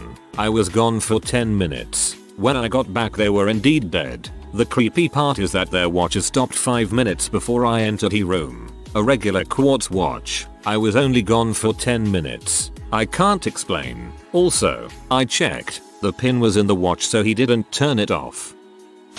My trauma nurse friend told me she was caring for a patient who unexpectedly coded. She had to run out of the room for more supplies, and when she got to the supply closet, what she needed wasn't there. She said, frick, and got supplies she needed from somewhere else. The patient survived. The next day, she was tending to the patient who said, "You know, you shouldn't use words like that." The patient went on to explain that she saw my friend, the nurse, saying frick in the supply room. There was no way she could have. She was dead on the table down the hall, but the patient described exactly what happened as if she was there. While I was in nursing school, I did rotations in a smaller. We had done compressions on a full arrest for quite a while and the doctor finally called it. Afterwards they called it. I was asked to do post-mortem care. As I was rolling the patient with a co-worker, the patient was rolled towards me and almost up against my body as the nurse cleaned her backside. At that moment she began to vomit and she kept vomiting all over my white scrubs. Vomit sucks, but a dead lady vomiting on you takes it to a whole other level. My mom works in the local and sees a lot of interesting stuff. I'm relaying the stories she's told me. Once there was a guy who'd been stabbed who was being wheeled in and was still in shock, so he wasn't really feeling the pain yet. He was eviscerated and was holding his intestines trying to push them back in, and the docs and nurses had to retrain him from trying to do so he wouldn't damage them further. To anyone who's had bile drains like me, this will make you cringe. Guy in prison has end-stage liver failure and has external biliary drains. These are drains that are screwed into the bile ducts in the liver. He gets into a fight with another inmate, and the other inmate grabs the patient's bile drains and rips them out. Jeez, just typing that makes my stomach hurt in sympathy pain. I had bile drains for the same reason for months on end, and just a slight accidental tug on them hurt like holy heck. Patient came in with large abscess that requires lancing. Doctor goes and starts injecting lidocaine to numb the skin before cutting. As he's telling the patient just about done with the shot, boom, abscess explodes all over his face. He wears glasses so his eyes were protected, but everything else got splattered with pus and nastiness. He promptly excused himself, walked to the supply closet and grabbed a few bottles of rubbing alcohol and proceeded to get into the decontamination shower and dumps the bottles over his head. He said it took many showers to feel remotely clean again. Ugh. So gross. There's also a frequent flyer who's a very large gay guy. He always comes in complaining of rectal bleeding or bloody stool, so the doctors are forced to do a rectal exam. When they do this, the guy moans and basically gets off of the digital check. Really creepy and gross. So of course the head docs send in the residents or newer techs as a joke. One guy came back and flipped them all off, yelling "Frick all you guys," and my mom at the desk with all the docs and nurses busted out laughing. Last one for now. There was a couple who did some drug together. I think it was crack. The guy beats his girlfriend to death and they're both brought in. The guy is cuffed to the bed while the team works to try and save the woman. Meanwhile, all this guy can do is be about how he's hungry and demands a food tray or turkey sandwich. Standard hospital issue. Eventually the head doc goes in and tells him to shut the heck up, that they're not a restaurant and they don't owe him crap. It was pretty satisfying for every staff member in the air. In my early internship, a young unmarried woman was admitted to surgical ward for emergency laparotomy. Her family seemed least concerned about the agony of abdominal pain she was in. Her abdomen was opened and there was a fetus in uterus, or the tubes, I don't remember now, with evidence of instrumentation by the quacks for inducing abortion, which is illegal in hospitals in my country, resulting in uterine and intestinal perforation. The family was brutally indifferent since she had brought a bad name to them. Vet clinic story. Graphic warning. I was interning at a local clinic when I was younger and I had the opportunity to sit in on a 1U cat getting spayed. Now I have a pretty strong stomach and I've seen stuff like that before, but I was not prepared. Now the surgeon was a real fun lady. She was all about showing me the real side of being a vet. Fair enough, because to be honest, it sucks and there's a lot of nasty stuff you see do. She opens up the poor cat and announces that she's pregnant and asks me if I want to see the babies. Gross, I thought, but why not? I poke my head over and she lifts out the womb. Terrible looking stuff. She points out several lumps along it and tells me that's the fetuses. She places a small incision above one of them and then goes to squeeze one out when pop, not a fetus, but a big stream of pus comes spraying out of the womb right up onto the surgeon's face. She freezes. The assisting surgeon starts frantically getting this crap off her and I get to witness the greatest string of profanity I'd ever heard from a woman her age. Turns out the poor cat had pyometra, an infection of the womb that when undiagnosed looks like undeveloped pregnancy. Fun day. Got to go home early while they cleaned up. Don't worry, the cat was absolutely fine. After she'd cleaned off her face, she finished removing the tissue and got the cat on antibiotics. My girl was a vet tech. This dog came in that hadn't crap in a while. Owners swear the dog couldn't have ate anything. They finally do exploratory. Doctor cuts into the stomach or whatever and there is this huge eye staring out from inside the dog. Doctor pulls out a large stuffed bunny with oversized plastic eyes. I am the creepiest thing.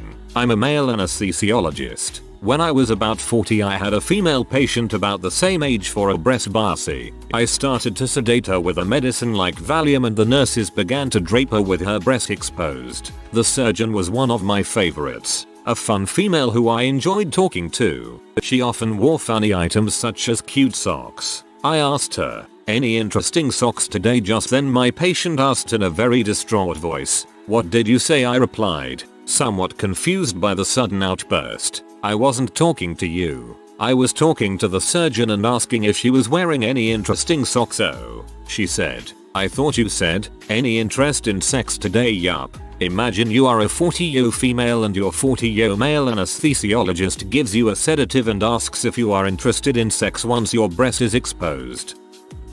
People criticizing nurses for posting here, but they are the only ones who spend any amount of real time with the patients. I would hardly expect any doctors to have 1/8 of the stories the nurses would have of the same patients, and EMTC patients at their rawest. So although I have little experience with them, I'm sure they have plenty more stories, too. I think this question was directed to the wrong people. Can we use a nice, general medical professionals? I just hate to see nurses get crap on. Not me, but a family friend who was an EMT got a call that a dead homeless man was found in the woods. When he went to retrieve the guy's body, they found that it had been partially eaten by something. He says there were organs trailing in different directions all around the body. Wolves, coyotes. I used to work with dogs. One of my co-workers told me about a doctor who lost his license because a woman woke up early from surgery and saw him zipping his pants and wiping her face off. The doctor got nervous and told the husband, don't worry if she says she saw some crazy stuff. It's common with anesthesia. The wife told the husband what she saw and the husband got suspicious. They drove to the police station instead of driving home and the police swabbed her face. Turns out he jacked off on her face while she was unconscious.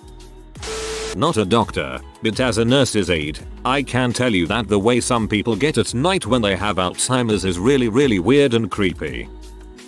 I worked in transport for almost 2 years. In school to be a nurse blah blah blah. The most terrifying thing for me would be one late shift in transport. We store our stretchers on an unused unit. 4th floor way in the back. Old building. We have since the start of the hospital in 1951 added to it. Now this unit used to be the old psych unit before it was shut down. It had unique room layouts and doors with windows and custom locks. Well, I was putting a stretcher back up there in the room where we store them when I just felt like I was being watched. I walked out into the hallway and asked if anyone was there. Usually a fellow transporter would sleep in one of the far rooms because he would work a morning shift but lived far away and didn't want to drive back. Anyways, no one responded, but as I stood there and surveyed the hallway, the wheelchair that was against the wall just decided to start rolling by itself a few feet as if it was nudged by something. I promptly noped the frick off that unit. I never went back alone. When I was on my OBGYN rotation, we had a patient who had to come in for an MRI scan. Usually before MRIs you have to declare if you have any metal implants. She was like, yeah I do. It's in my vagina. Turns out she had a beer bottle cap inside, and it was lodged in there for 12 years. The bottle cap was so fused to the vaginal wall that we had to use bone forceps to break off the fibrous tissue that was encasing it. After we removed that cap, we found another 2 more inside. Fun times. Trauma nurse here. Hope I may comment. Several times over the years, we've had patients who were victims of violent crime, gunshot wounds, stabbings, car versus pedestrian, arson, etc., where the perpetrator turned out to be a family member who'd been visiting them in the hospital the whole time, while the patient was comatose and said family member had not yet been named as a suspect. Some of these perpetrators turned out to be murderers, as some of the patients would go on to die from their injuries. Takes a lot to creep out a trauma team, but knowing you've been in a tiny room with a violent criminal and their victim makes you uneasy, even if you know you're never going to see them again. I'm not even a doctor, so this most likely isn't relevant, but I've spent months of my adolescence in the city's children's hospital, incarcerated in multiple wards, most prominently the psych ward. After 9 PM there are nurses on guard duty patrolling each dormitory in case anybody tries to escape and harm themselves during the night. The dormitories are very small, only 4 rooms holding up to 2 people, so it's practically impossible to get past the guard. Regardless, I kept my door locked in case. At around 3 AM I'm awoken from my slumber by breathing. I groggily disregard it, assuming that it's my roommate, before remembering that my roommate had left the day before. Nope, it's the freaking manic depressive bipolar girl who managed to sneak past the night watchman, unlock my door and watch me sleep. I have no idea how long she was there for, but she just smiled and then backed out of the room. When I woke up, there were tiny shards of plastic and glass all over the floor. That place was freaking mental, no pun intended. Dentist here. One time I had an old lady come in with a porcelain crown in a bag. She asked me if I could resmint it for her. I looked at her tooth and it was in pretty good shape. Looked at the crown and realized that it had some brown gunk in it. She reported that she had swallowed the crown and had been extra vigilant as she sat on the toilet for the next couple of days. It's okay. I soaked it in alcohol for 24 hours, she told me. Without being rude, I surmise that the brown material must have been poop. Gross, huh? Well, it gets better. In order to resmint the crown it needs to be clean on the inside, and at the time I didn't have our fancy sandblasting air abrasion machine. I had to do it the old fashioned way, with a drill. So here's a quick Practical dental lesson for you. A crown that has come off. Some fecal matter in it has an incredibly pungent smell. Lovingly called the under the crown smell, it is a combination of skunk, old man pits and mothballs. As you drill it out it produces heat, smoke and dust, and smells like burning skunk, old man pits and mothballs. If you use water to minimize the smoke it splashes all over you and then you stink like the aforementioned trio. So I elected to remove the poo and old cement without water so at least I wouldn't smell like a Stanley steamer sandwich for the rest of the day. I took my diamond impregnated crown drill and went to work on what I can only describe as a turd hot box. My whole office smelled like someone had made an anal sacrifice to Pele the volcano god. Now, if you've ever sat next to a campfire you'll know that smoke can make your clothes, skin, hair stink. Thus the awesome strategy of not using water as coolant backfired and I wound up smelling like roasted dingleberries for the rest of the day. Anyway, we resmented the crown and saved her $1,000 at the expense of our olfactories. Every time we see her we think of her poo tooth headset. TL. DR. Lady ate a crown. Fished it out of her poo. We cleaned it out and glued it back in her mouth. Stunk like burning poo for a while. Back in high school I volunteered to hang out with folks in the geriatric depth of the hospital on the weekends. There was a mix of people there, most were pretty nice people but there was one guy with pretty severe Alzheimer's. Completely off the grid mentally. He would throw things at nurses, hated hospital food. One day I was talking to one of the patients in the hallway and he overheard me talking and yelled at me to come talk about the weather. I said okay and as soon as I got to the door the stench hit me and he screamed in absolute horror, "What is this?" WHO did this while pointing at a pile of feces in his bed. Nope, nope, nope. I will never work in healthcare but I highly recommend volunteering at your local hospital to visit the aging population because depression is rampant and most rarely have visitors. Family only visits once or twice a year. One little old lady was confined to her room because doctors were unsure what she had but it was something bad because there was an actual biohazard warning on her door and nurses needed special masks and scrubs to enter the room.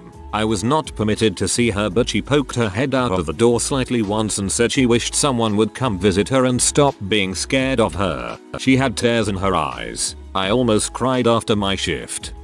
Serious, when driving at night, what is the scariest, most unexplainable thing you've ever seen?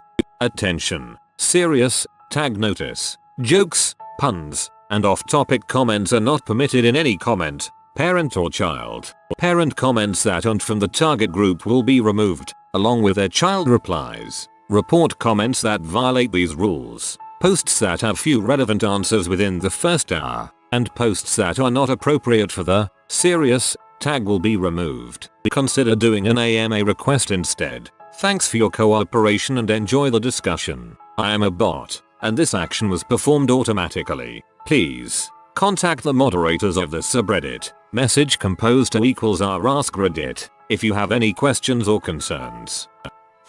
Scariest only because it nearly killed me. Driving back from a late high school football game that I was covering, I was going through a very remote section of highway and farmland. I was a little zoned out, but the road was straight and wide for a while. I was going along at a good clip when I was vaguely aware that there was suddenly something in my way, but it was almost just a sense of it, not anything I could really see. Something just didn't look right, and I could tell hitting the brakes was not going to help, so I swerved into the opposing lane and passed something large that had been blocking my lane. I still didn't know what it was, but it was large. I got turned around and went back slowly to see what the heck I had barely missed. When I got close enough to see better in my headlights, there they were. Two very large, completely black cows. They were big enough that my hatchback would have been totally crushed if I'd hit them, and it could have easily been a fatal accident for me and the cows. I called the local police and they sent a car out while I waited to make sure no one else hit them, even though the cows wandered off the road a ways and I hadn't seen another car for quite a while.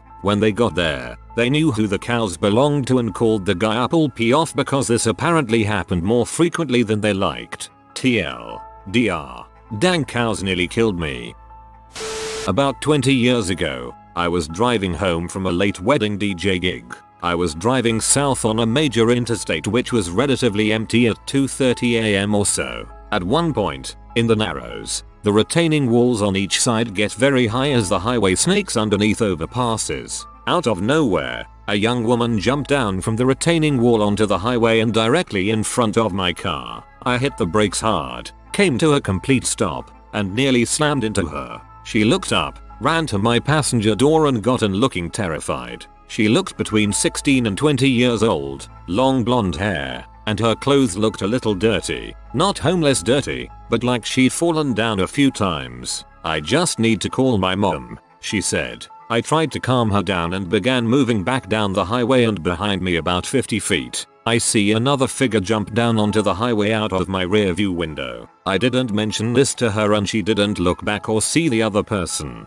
I sped up and went about 4 or 5 exits south. She kept saying over and over, "I just need to call my mom." This was before most people had cell phones. So I told her I would take her to one of the 24-hour grocery stores and she could call her mom. I asked her if she needed money for a payphone, what was wrong, etc. She said nothing other than, "I just need to call my mom." I pulled up to the grocery store and stopped. She got out quickly, but not running, then ducked into the grocery. She didn't say a word to me or look back. I pulled into the gas station across the street and called 911 and told them the entire story and let them know the young woman was inside the grocery store and a description of her. I have no idea what happened. I don't know why she did that, what happened to her, who the figure behind us on the highway was. Nothing really made me super uneasy. I think I did the right thing. I would have tried to do more, but she seemed really fragile emotionally and somewhat afraid of me. I am a guy,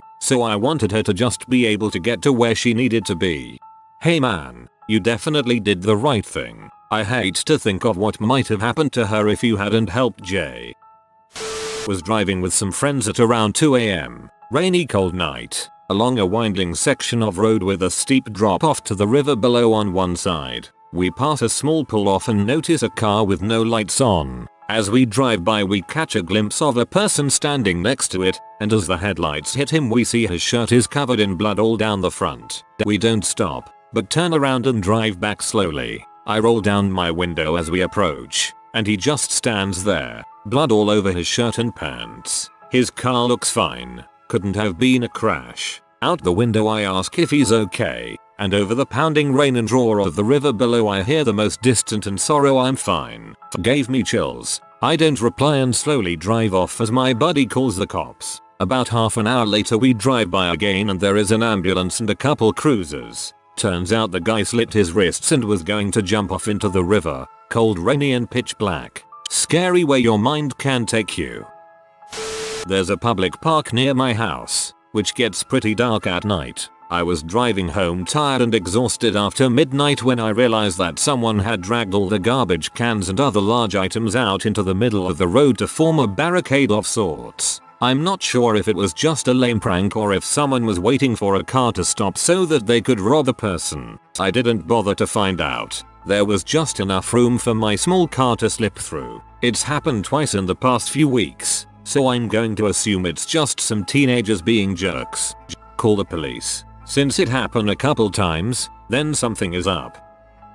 A big cougar running next to my car then for no reason decided to commit suicide and run under the side. I wasn't sure if it fricked my car up and was terrified to get out and check. Eventually my 18-year-old brain decided I should check. It was dead, but looking back that was really dumb of me.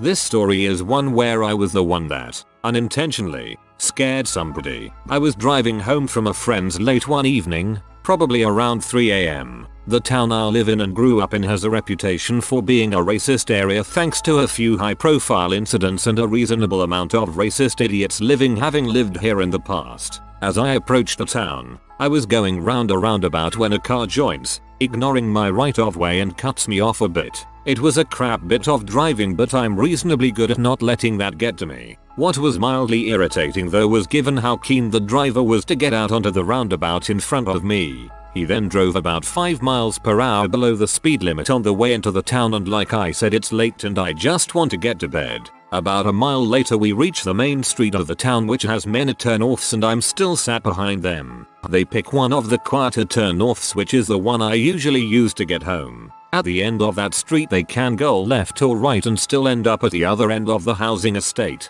They choose right, which is where I need to go. Then they have a few turn-offs in both directions before hitting another main road. They choose the quietest turn-off, I presume thinking I'm following them and wanting to see if I actually am or if I'm just making my way into the main road. Unfortunately for them, they've turned onto my road. They're crawling along it at this point, obviously slightly worried. The driver probably thinks I'm still pissed about being cut off and I'm following him for some sort of revenge. So they decide to pull in and let me pass. They indicate and pull across a driveway which just happened to be mine. I had to pull alongside them and open my passenger side window. The driver opens his and there's 2-3 black teenagers in the car all looking slightly terrified by the pretty big skinhead, not by choice, white guy who has been following them and now pulled up alongside them in the middle of a quiet estate in an area known for being racist. The look of relief on his face when I said sorry mate, that's my driveway you blocking there was pretty hilarious. Poor kid was scared shitless but somehow in trying to get rid of me made a series of road choices that convinced him he was about to be murdered. Car in front of you before they turn. Please don't go right. Please don't go right. You. Please don't go right. This woman was on the side of the road and asked me to come look at her car, which was parked in a large turn-off. I asked what was wrong and she just kept saying to come look. I apologized and drove away and she just stood there while I drove away. More weird than scary but it was night in the country and I was alone. While working one night was called to attend a head-on car accident with 3 people killed. The driver of one vehicle wasn't wearing a seatbelt and the force of the impact had embedded his steering wheel in his forehead. His best mate was in the seat next to him and was conscious and making the most horrific shrieks. We'll never forget that image or that sound.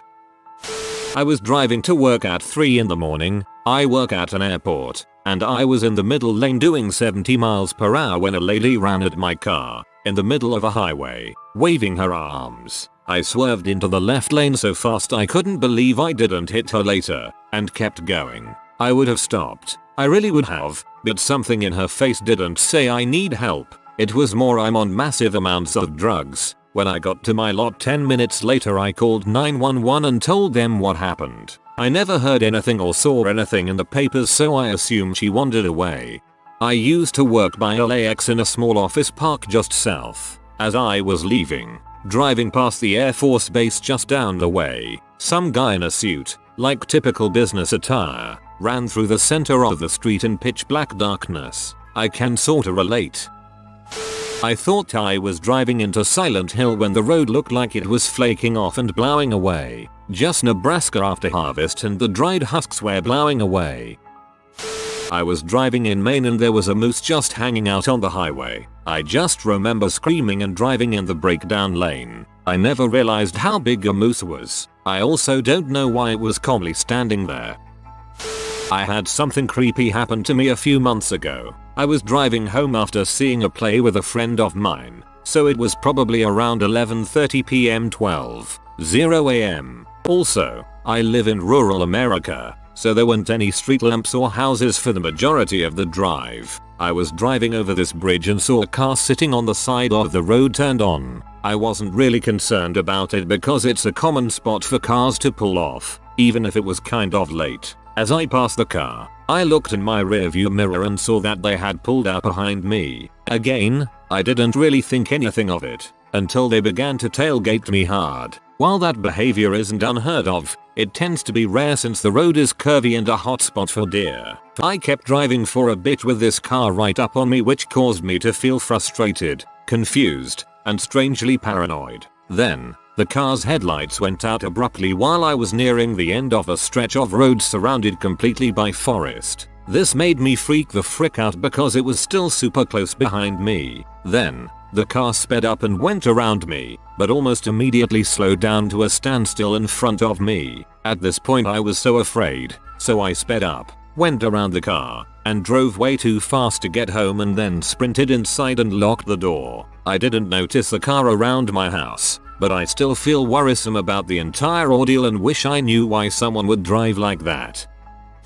When I was a kid, living in Charleston, SE, my dad took me and my brother to a boat landing on a creek, right off of the Intracoastal Waterway to shoot off some fireworks we had left over from the 4th. This boat landing was up in the sticks in a place called Wadmalor Island, very sparsely populated and pitch black at night. When we pulled in the parking lot of the boat landing, around 11 PM, there was a 20-ish foot powerboat nestled against the dock. The only people there were several guys wearing white boots and loading the back of an SUV with boxes from the boat. There was also a sports car, not sure what kind. We instantly got the heebie-jeebies, turned around and hauled butt. About 30 seconds later, there was a car speeding towards us in the rear view mirror. We were already going 80 miles per hour. Because my dad was convinced it was drug related, and it was gaining very quickly on us. We knew we couldn't outrun them. My dad drove an 81 Audi Fox, so before we went around a curve in the road, we killed the headlights and pulled into the driveway of someone's house, ducked down and waited. That car that was chasing us flew by, must have been going 100 miles per hour, easily. We sat there for a few minutes and saw the car going back to the boat landing. Crap could have ended very differently. I'm guessing sea shipment, TL, DR, me, my dad and my brother witnessed a drug delivery, got chased and barely escaped. Nice move on your dad's part. I've been wanting to post this for so long, and now I'm late to the party. Anyway, I was driving very late at night through a pretty big park in NYC, but not Central Park. Now this was after an all-night film shoot for one of my friends in college and I had been up for a very long time. As we were driving past the rec building with the pool, I see a person galloping on all fours like a crab. They were moving so fast and I thought I had just been imagining it. But when I got home, my boyfriend at the time, who was sitting in the front seat, asked me if I saw the crab person. It was super spooky and I just can't explain it. My friend and I used to go drive around our little country town at all times of the day. We'd chat, listen to music, and just sort of drive around for no real reason. One night, we decided we were bored and that we should just take a drive around the backcountry roads and just chill out. The roads were just two-way, one lane each, with a speed limit of 45-55, I think. So, we pull out from my parents' house and start cruising down a normal road that we take. We pull up to the normal four-way stop and then keep heading out toward the country where the road gets a little bit more rough. On top of this, because it's actually out in the country, there isn't really any light aside from either the moon or the few houses that you pass on the way out. So, on the way out, I start getting this really weird feeling. I've driven this road tons of times before at night and I've never had this feeling before. It felt like a stone in my stomach along with some chills that were going up my legs and my arms. Around the time that I started feeling this, there was a car coming toward us going the opposite direction. We were maybe a mile or so away from one another, probably a bit more than that. My friend and I were still just talking and not really paying much attention to the car coming toward us. As it got closer, I remember feeling particularly uncomfortable and the conversation between my friend and I just sort of stopped abruptly. The car that was coming toward us was basically right in front of us at this point and it was about 2-3 yards in front of my car before it flipped its headlights off and veered into our lane, aimed directly at my car. This was all split second. Backcountry road, pitch black, and headlights coming toward us just cut off completely. I, by some miracle, managed to swerve to the right, not too violently, to get out of the way. My friend and I were shaken as frick. I checked my mirrors and just saw the car flip its headlights back on and continue driving from the way we came. I think my friend and I had 5-6 cigarettes between us on the drive home and we decided to cut the drive extremely short because of this weird crap. I still have no valid explanation other than maybe it was some drunk dude in a car just fricking around with us. Even writing this, I still get heavy chills, lol. It was pretty wild. We were driving down the mountain from a campsite on an old, dirt road, headed for town. It was 4th of July weekend, so we had gone camping, and headed home just as it was getting dark. We go around a bend in the road and our headlights pick up on something huge hunkered down in the bushes on the side of the road about 30 feet in front of us. We slow down and we're trying to figure out what the F it is, because it's moving. We let the truck crawl until we're about 10 feet away. That's when our headlights pick up one very large eye. Dang bull moose stands up from the bushes and tears across the road in front of us, making that weird, grunting noise they use when they're grumpy. Let's shine a bright light on this giant creature in that bush. WCGW. Sounds like a bull moose was one of the better outcomes of that scenario, lol. We were on a cross-country camping trip in the summer and we had been camping every night for 2+ weeks in different campgrounds every night. We were using a AAA guidebook to find the best campgrounds and they were almost always full of people. We read about one that was very well rated and free. When we got there it was late at night and we drove through looking for a good campsite. Problem was, we didn't see a single other person anywhere there. Dozens of spots, all empty. It was heavily forested and with it being so dark out and nobody else being there we all got a creepy vibe. I was only 12 or so but I was begging my parents to not stay there because I was so creeped out. My parents agreed and we went somewhere else. Never found out why it was empty or what the deal was but I've never been that creeped out before for seemingly no reason. I was driving to Grother Mountains once on a very foggy night. A herd of elk becoming visible through the fog ahead of you is pretty scary. In 1994, my mom and I were driving from Colorado to Montana for my uncle's wedding. I was 4 and sitting in my car seat in the passenger's seat. We were in a fairly nice white rental for the trip because our family car definitely couldn't make the drive. It was after midnight and dead quiet on this stretch of Forest Y highway with no lights or houses. We were in between towns somewhere just before the Montana state line. My mom was going about 70 miles per hour on one of those thin, winding roads without a care in the world when bam, a gigantic buck was standing in the middle of the road. She swerved but the huge antlered bee jumped the same way, causing us to plow into it. Its body spun down the right side of the car, knocking off the mirror and denting the frick out of the door all while releasing a barbaric forest animal death cry that was unlike anything I've heard since. My mom was obviously shook and sped off because A, what if it's still alive? And B, we gotta find a phone and report it, right? It took us about 20 minutes to get to the next town and find a bar. My mom ran in with me,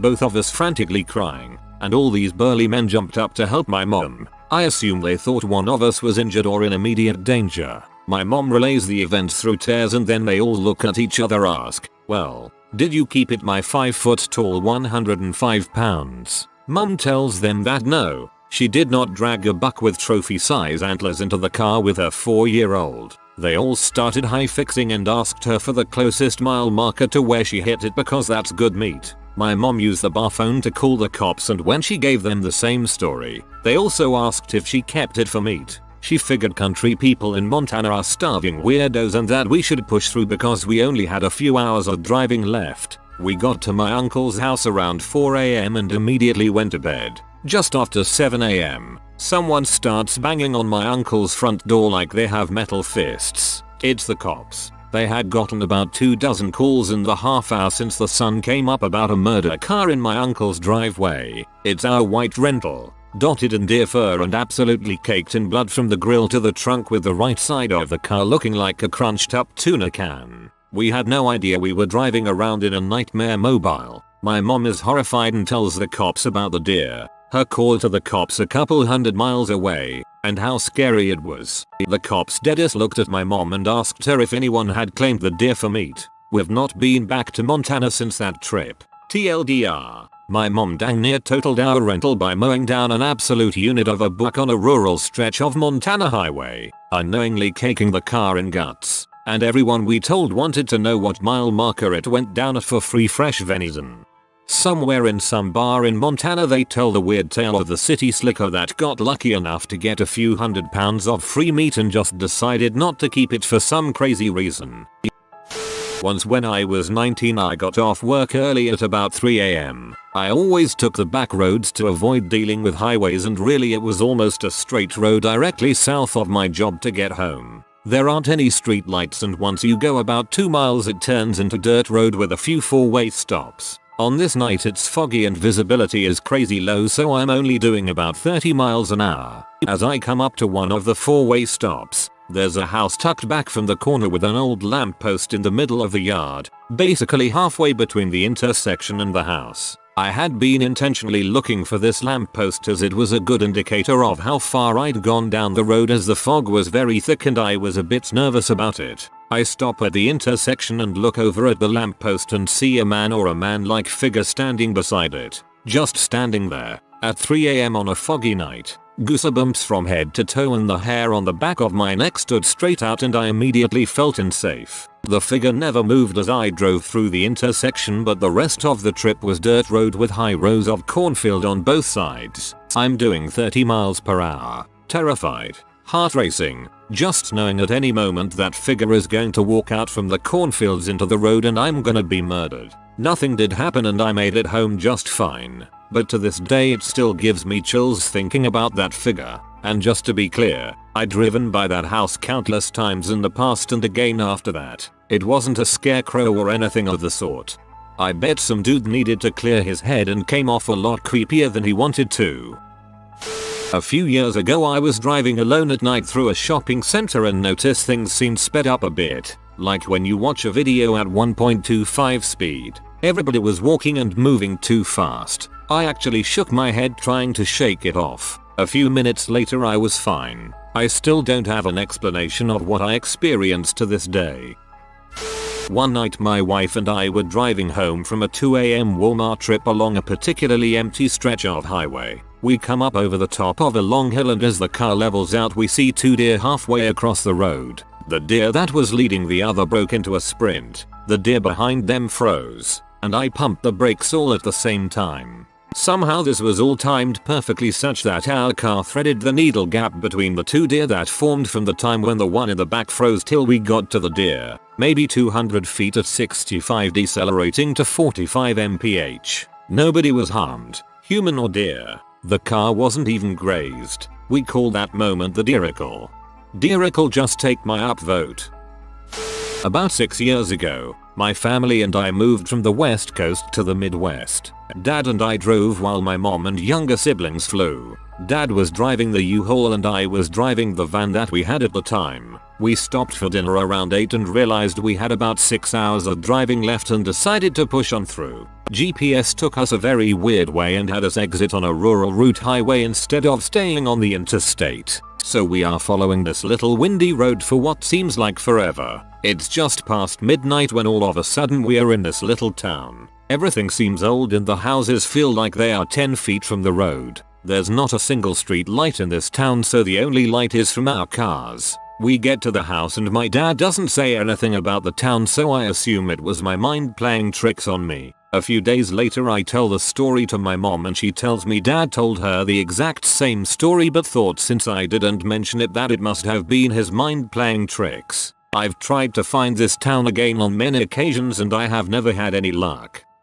Redditors who spend a lot of time in seclusion, at sea, in the air or out in the wilderness. What's the creepiest or most mysterious thing you've seen, found or experienced? I worked a heap of night shifts solo in the middle of the Australian outback as a driller up in Mount Isa. Usually I'd be down the bottom of 200 meters and open cut mine. One night I'm just sitting drilling away and I look down at my door light shining on something. And there, in the middle of the outback, at the bottom of a pit, is a crab. A little crab just walking around. Really blew me away because I had no idea how it would have got there. And we were about 1000 km from the ocean. Couple weeks after I found out they get sucked into the water table in Asia and pop out all over the world. Bloody fascinating. Hunting on Thanksgiving. 2015. I was at my in-laws' house for Thanksgiving in NW, Montana. They live about 60 miles south of the Canadian border. They are what I would call comfortable survivalists and live way off the grid. No TV, no cell reception. Too far up in the mountains for that. Great people, just don't like towns. My wife was homeschooled. You get the idea. I decided I would go for a morning deer hunt on Thanksgiving. It's a great location for it, as they are right in the middle of prime deer, elk, and bear country. Their house borders national forest land on 3 sides, so pretty easy to find yourself in the middle of nowhere, because you're already there. My Phil insists I leave the house at the butt crack of dawn. Where I hunt the deer don't start moving around until 8 to 9 AM. But of course I agree with him and head out before light. I've got a headlamp on, walking down a narrow trail in thick coverage and can see about 10ish feet in front of me. It's super cold but no snow. Dark as heck. 20 miles from the nearest town. Phil says before I left that about 20-25 minutes hike you'll come to a small curved valley that is a newly finished logging project. Perfect area for deer hunting as there is minimal coverage and you can see about a mile down the valley. The trail meets up with a rugged logging road. As I keep walking I can start to see large slash piles from this logging project all over the place. I find a good spot over this little valley to sit and listen. As I'm sitting there and it's getting light, I'm looking all around me for deer. To my right about 200 yards away there is a slash pile with something moving on all around it. I pull out my little binus and look. There is a deer with its legs in the air, covered in dirt and blood. I start to feel the hair on my neck straighten out. The deer disappears inside the pile of branches and then I see a mountain lion come out from the pile, nose red with blood. He scrapes all around the area for a few minutes. I'm guessing he smelled or sensed me, because he was walking around in little circles and looking up in the air. I didn't know what the heck to do. I kind of panicked because they are very territorial and will definitely attack people. So me being the cool guy I am, fired my gun in the air and walked back to my in-laws' place in circles. I did see the lion run off, but still, that was the scariest walk I've ever been on. And of course played it cool when I got back. Told my wife what happened that night. We were out hunting with a group of guys. We were all about 100 yards from each other. The sun had set and darkness was quickly setting in. We called it a night and I started getting down out of the tree when I heard a twig snap. I froze thinking it was a deer and not wanting to scare it. After sitting for a few minutes this blood-curdling howl comes from where the twig snapped. We don't live in an area with wolves, like at all. We have coyotes, but they don't make the same sound. My phone started blowing up with the other guys asking if I'd heard it. Yep, it's nearly under my tree. It was so loud I could feel it in my chest. After about a half hour of silence I gathered all of my bravery. I bailed out of the tree, armed with the knife, and made my way to the group.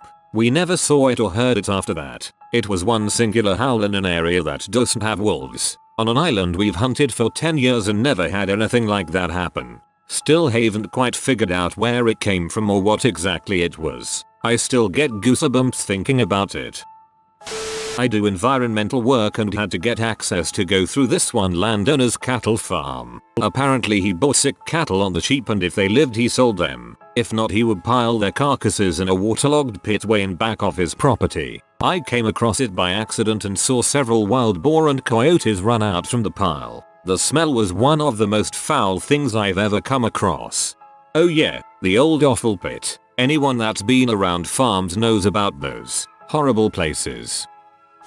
I work on a research vessel and in the North Atlantic around 2011 we saw some extremely bright object fly into the water. Not fall, but with a trajectory and no sound. It was blinding to look at and bright neon green which illuminated the entire sky. It split the low-lying clouds like a sheet and continued to glow until it reached a depth where the light couldn't escape to our vantage point. Me and the other watchstanders all saw it and there was much debate and confusion with no answers. The next night it was like we went into a bird portal. Literally all kinds of seabirds just in a confused tumult, smacking into our radars and falling from the sky. Even some that I wouldn't think could be out so far. Crap creeped me out to no end. I still tell the story from time to time as it is the most singular thing I've seen in a decade of sailing the deep sea.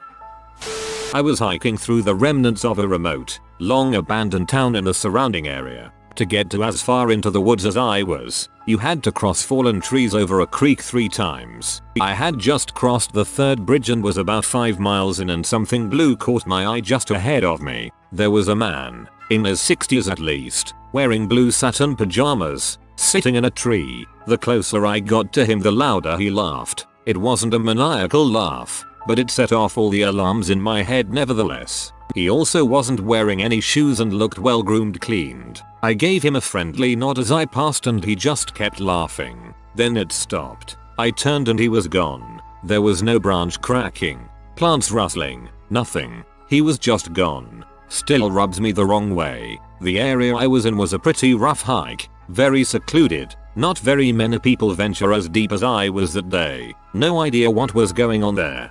What was his riddle? I was doing some solo camping with my dog last weekend off in the wilderness. I was about 10 miles from the nearest dirt road, and probably about 40 plus miles from the nearest house civilization. I had set up a fire and was just chilling with my dog at about 8:30 p.m. when I heard tornado sirens. Basically that siren that plays in the Silent Hill movie around town. It was pretty loud too, and I was on edge for the rest of the night. It sounded a few more times throughout the night. It's eerie to be totally surrounded by the calming noises of nature and then hear that, especially when I am in an area that hasn't had any sort of tornado or severe natural disaster in a few decades. After returning, I did some research and I can't find anything about any warning sirens being in place in that area, nor could I find the source of the sound. I single-handed a boat from Mexico to North Florida. A few days into the trip, horrible weather, broken stuff and too many big ships around resulted in 54 hours without sleep. During the last part of that period, a high school girlfriend, a former co-worker and I had a long conversation, except they weren't there and I hadn't seen them in 15 years. Didn't actually happen to me, but I wanted to share a scary experience a friend of mine had. He was on a sheep farm in mid-February staying in the old farmhouse which was situated in Tipperary Island, being paid to keep an eye on the ewes while they lambed. It's in the middle of nowhere and a long way from the nearest occupied neighboring farm, so as you do, he packed his shotgun and kept it close to his bed at night and allowed his trusty sheepdog Rocky sleep over his feet at the end of the bed. One night, he said it was 2 weeks into his watch, it happened. Being mid-February, it was cold as heck and nothing's colder than an old farmhouse with zero insulation, so he had 2 whiskeys before laying down for the night. Before he went to sleep he checked his gun and patted Rocky. In the middle of the night, he said it was close to 3 a.m. he was woken by a strange animal cry, one which scared him bolt upright. Then there was a massive explosion and the window was burst out by a dark shadowy figure. He got such a fright he shat the bed there and then, hugging the blankets to keep himself safe. He later realized that the cry outside was a stag calling for a mate. The explosion was caused by him knocking the shotgun over and it going off, and the window exploding out was Rocky, who was scared shitless of guns to start with. When it went off the poor sucker jumped through the window. I love how terrifying, yet totally mundane and explainable, all this is. I was out turkey hunting. We had started hiking at night, and had found our spots at about 4 a.m. I was roughly a quarter mile away from my hunting partner, shouting distance. It was pitch black, and we were trying to keep our lights off. I kept hearing human footsteps, coming from almost random directions. After getting sufficiently uncomfortable, I heard a voice that sounded like it was maybe 10 feet behind me. Hey, lawless syntax, in my hunting partner's voice. I smelled the smell of coffee and Marlboro Reds. I replied sup but got no response. I flicked my lighter but didn't see anyone in the area. After saying that a couple times, I shouted for my hunting partner. He called back from what sounded like a quarter mile away. It started raining in the distance and heat lightning would occasionally illuminate the field. I saw a tree that looked like a human figure. After a few moments it wasn't there. More footsteps around me. After a while when the sun just started to faintly show, I decided to take a break and was getting a bit creeped out. So I walked the quarter mile to my hunting partner's tree stand to ask him what he wanted. He said that he hadn't left his spot and didn't walk up to me at any time in the morning. I've heard plenty of ghost stories about not replying to a voice that calls your name in the woods. Owl cruising through the trees silently at about 6-8 feet of altitude. I can see where that totally silent phenomenon would get mixed up with a ghost in your peripheral vision. Not that I spend a lot of time in seclusion, but one time many moons ago, an ex-girlfriend and I went camping at a spot that was halfway down a cliff. Not as dangerous as it sounds. It was kind of a secret spot that I know of and it doesn't get used a lot. The first night we were there I heard some noises outside the tent and a bit of rustling on the tent. She was asleep when it happened and, in all honesty, I was too scared to investigate. I just laid there until I fell asleep. Neither of us were dead in the morning so I thought nothing of it until we came out of the tent and found a semicircle of about 10 rocks around the back of our tent. We didn't stay another night. Seeing what was left of a man lost at sea. We were too far offshore to report it to any governing body and what would they have done anyway? Just a bloated and sunburned torso bobbing on an endless horizon. entrails dragging behind like jellyfish tentacles, and fish hanging out underneath, nibbling. For me, the creepiest part was that there was no mystery. We all knew what happened, more or less, and we all knew we could be that guy.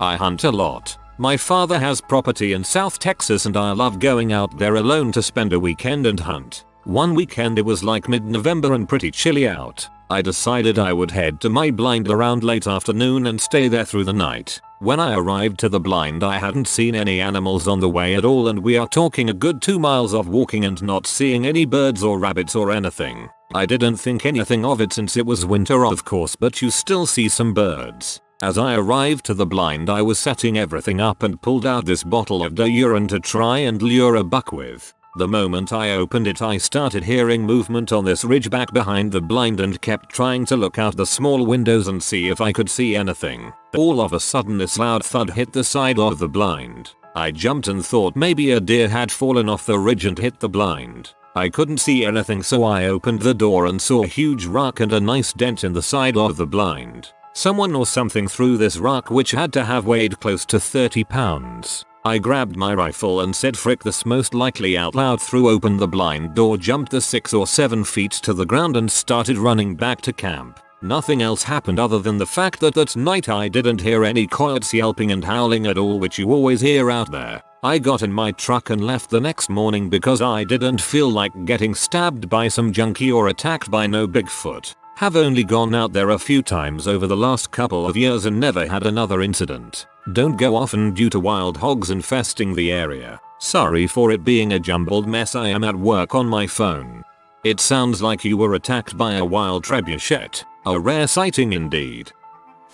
Knew a guy that spent virtually his entire adult life homeless. Used to wander around all over the country and spent more than his fair share of nights sleeping in the woods with another homeless man he befriended while out in the streets. One morning he set off into town early to fetch booze and cigarettes while things were still quiet and not many people were around. His buddy stayed behind in their particular spot of the forest sleeping. These guys weren't too keen on being disturbed, so they typically went fairly deep into the woods. A good 2 or so hours walk from town. It took him a good 4 hours to get to town. Buy his stuff from the offie, then lug it back to the spot where his friend was. When he finally returned he found his friend burnt alive inside his charred sleeping bag. In the 4-hour window that he left to get booze, his friend was attacked while he slept in his sleeping bag and was set aflame by someone in the middle of the woods. Not me, but my dad. My dad was stationed in Germany in the 80s in the US Army, and every 10 years or so they would do what's called a winter refugia, which was basically a giant game of war where 2 sides competed against each other. And my dad happened to be there during one. Him and a buddy operated a tank, but due to some complication, they needed reinforcements, so they had to stay put and wait. They got bored and walked to a small nearby town to get a bottle of apple corn, a type of alcohol. As they walked into town they saw a young boy riding a bicycle. They stopped him and asked him the nearest place to get a bottle, and he gave them directions. As they were following his directions they saw a bar with a bunch of people in it. But for some reason the kid didn't mention it, but they went in anyway. As soon as they walked in, everyone stopped doing whatever they were doing and stared at my dad and his buddy. Literally everyone, including the waitresses. After about 5 seconds everyone simultaneously started acting normal again,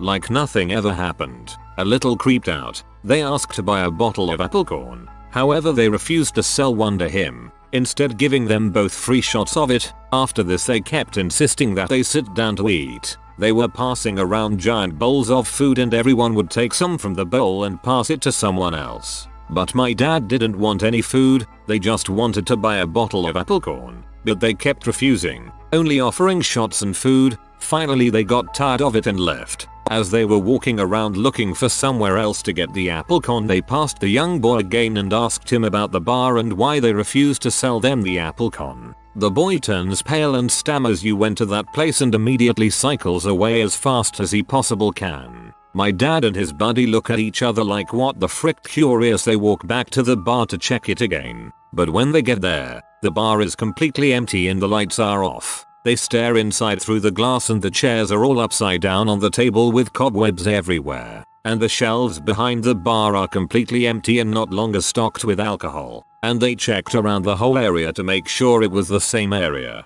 and sure enough it was the same bar where only minutes before had been crowded with people. They then found another bar and bought some apple corn and quickly got the frick out of there. To this day my dad and his buddies swear on it and say it's the creepiest thing they've ever witnessed. Experience the creepiest thing that they've ever witnessed. Process to find another bar, buy the apple corn, then get the frick out of there. Actually my heroes.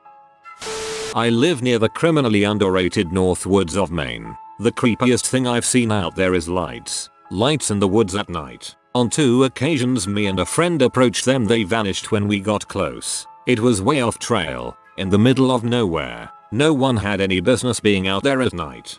No one had any business being out there at night, and yet, there you were. Once when I was trekking through rural Finland alone, a stroll from the campsite, I decided to stop at a lakeside. I sat down by the lake in the moonlight, surrounded by trees, and felt very calm for a while. Splashed water on my face and generally refreshed myself. Then after spending some time looking at the water, I looked up and across the lake I saw a really tall figure, half as tall as the trees. It was really skinny and I'm pretty sure it looked like it had antlers or horns and really long fingers. Don't think it looked at me. I don't know if I was sleep deprived or something, but I remember I froze for a moment before running back to camp. I honestly remember seeing something. It was large and terrifying, but I was probably just tired and saw a trick of the light. I was in Oahu, Hawaii hiking the Nuuanupali area with my boyfriend one afternoon. It was our first time there and our first time in Hawaii. We had chosen to hike that area because it was beautiful and heard that people see chameleons there sometimes. It was a beautiful hike. It was a very green rainforest with tall trees and bamboo. We decided to get towards the edge of the mountain towards the cliff, and that's when me and my boyfriend decided to split since we had the feeling we were getting close. I was alone hiking for probably about 30 minutes when I thought I heard somebody running through the forest in my area. I looked around and then the running sound was followed by silence. I didn't think anything of it, so I decided to sit down and take my GoPro camera out and mess with the settings. I was sitting in silence again when I heard leaves brushing through the forest as if somebody was running through it again. Then it sounded like there was more than one person running, and all I could think was, who chooses to run in a muddy steep forest right next to the edge of a cliff? And then the running stopped again and there was no one there again. I was alone, but I started to feel like there were many people staring right at me. It was starting to get uncomfortable and I got up and left the area to look for my boyfriend. I couldn't stop thinking about the sounds I heard of people running and why there was no one there. I googled the area and found out that many people had experienced the same thing I did. The sounds of people running through the forest. People believe they are the sounds of soldiers running through the forest before they fell off the cliff to their death in a battle that took place there in the late 1700s. I thought I was going crazy, but googling that place gave me chills. But why did you two go separate ways, lol? What a terrible idea. I hope someone sees this because I've been waiting for the perfect place to tell this story. Anyway, me and my friend, both 17, were hiking in deep forest looking for sheds, deer antlers. We were probably 5 kilometers back in the bush in the middle of nowhere when we heard the loudest, most textbook glass shatter I've ever heard. We looked for an hour but never found any sign of what make the sound. We finally let you shine and you leave us with 3 sentences. Welp, I guess not a bad 3-sentence read 10/11. I have experienced something like this in the woods of Portola Valley. I frequently camped by a stream, maybe 3-4 weeks total camping time if you add it up, and always there was the sound of the stream in the background, as well as gentle wind, boughs cracking and occasional animal sounds, little birds, crickets, you know, life. Well, one night I was woken up by a nightmare of a black greyish figure standing by our campsite, just standing there. It had no features. It was just a dark black color. I don't usually have paranormal fantasies or dreams, so this was very scary for me. It scared the crap out of me. So I woke up with a start. I wake up and then crap just feels wrong. I wake up my so and tell him I had a nightmare. As I am waking him up, I notice there is no sound. As in, 0 sounds of air moving, creek sound is gone, etc. And the entire campground, for which we were there alone, feels extremely oppressive, like heat with no heat, and I just have this feeling like we need to go, like now. I have never had a feeling like this since. The more I think about it now, the more creepy it feels. My so thank God was listening to me. He had some ghost experiences growing up and he noticed the lack of sound as well. And we pack up and leave probably in less than 30 minutes. That feeling of sticky, angry oppression didn't leave us until we were completely back in town. This is the stuff that's going to sound craziest. My car would not drive over 15-25 miles per hour all the way down the hill. No, it wasn't in second gear. No, we weren't high. My so and I tried everything, but I kept saying we need to get out now. As soon as we got to town, it went back to normal. I have no explanation for it to this day. I guess my story will be technically appropriate. On my last underway in the Navy, I was sitting sticks, basically driving the submarine. A couple weeks after we left Hawaii, everything is going smooth, and then sonar reports a contact. Turns out it was a Chinese fast attack submarine. Ended up following us for the better part of a day. Now, being in a hollow steel tube and understanding that at any moment you could turn into a mud dot is one thing, but that was a whole new level of stressful, especially considering we were much closer to Hawaii than Japan. My grandpa's story. He was an avid hunter, having thoroughbred coon dogs that won dozens of trophies each at dog shows. One day, he was out coon hunting through some woods on property that butted up to his house. As he walked across the cornfield coming closer to the tree line, he noticed something in the tree. He got closer and realized it was a freaking snowmobile, just hanging in the tree. He told me his first thought was, what kind of hillbilly mother? Anyways, he had a gun and 3 vicious butt dogs, so he wasn't too worried. He kept on walking and he came across an open-ended barn. No gables either side, in the middle of the woods. He said he walked through the barn and there were platforms on both sides of the barn, like stages, along with a bunch of neon painting throughout the entire structure. He then realized he had walked onto a haunted, harried property in its off-season. Lived in the mountains and desert alone for 5 years in a camper. I found a very remote place, no trails or roads, that emitted a low frequency hum, so permeating that plugging my ears still didn't make it go away. It sounded like a B-52 flying right over my head, but nothing was ever there. I went back there a handful of times looking for gold and always the sound was there, about half a square mile of area.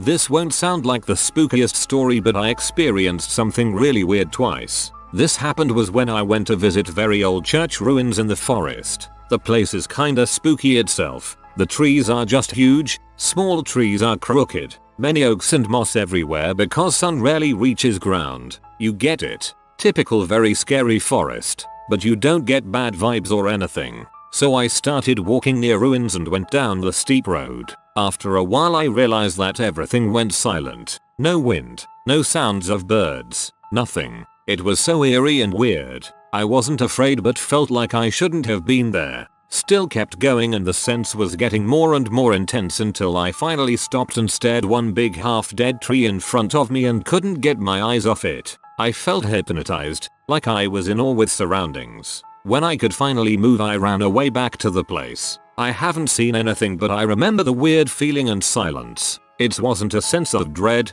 but I felt like I wasn't welcome and I needed to leave as soon as possible. No, you are not too late. No, your post will not be buried. Yes, your post will be read. With threads like these, those of us who love them will read each and every single story, even if the thread is years old. Just tell us your story. No need to preface or worry.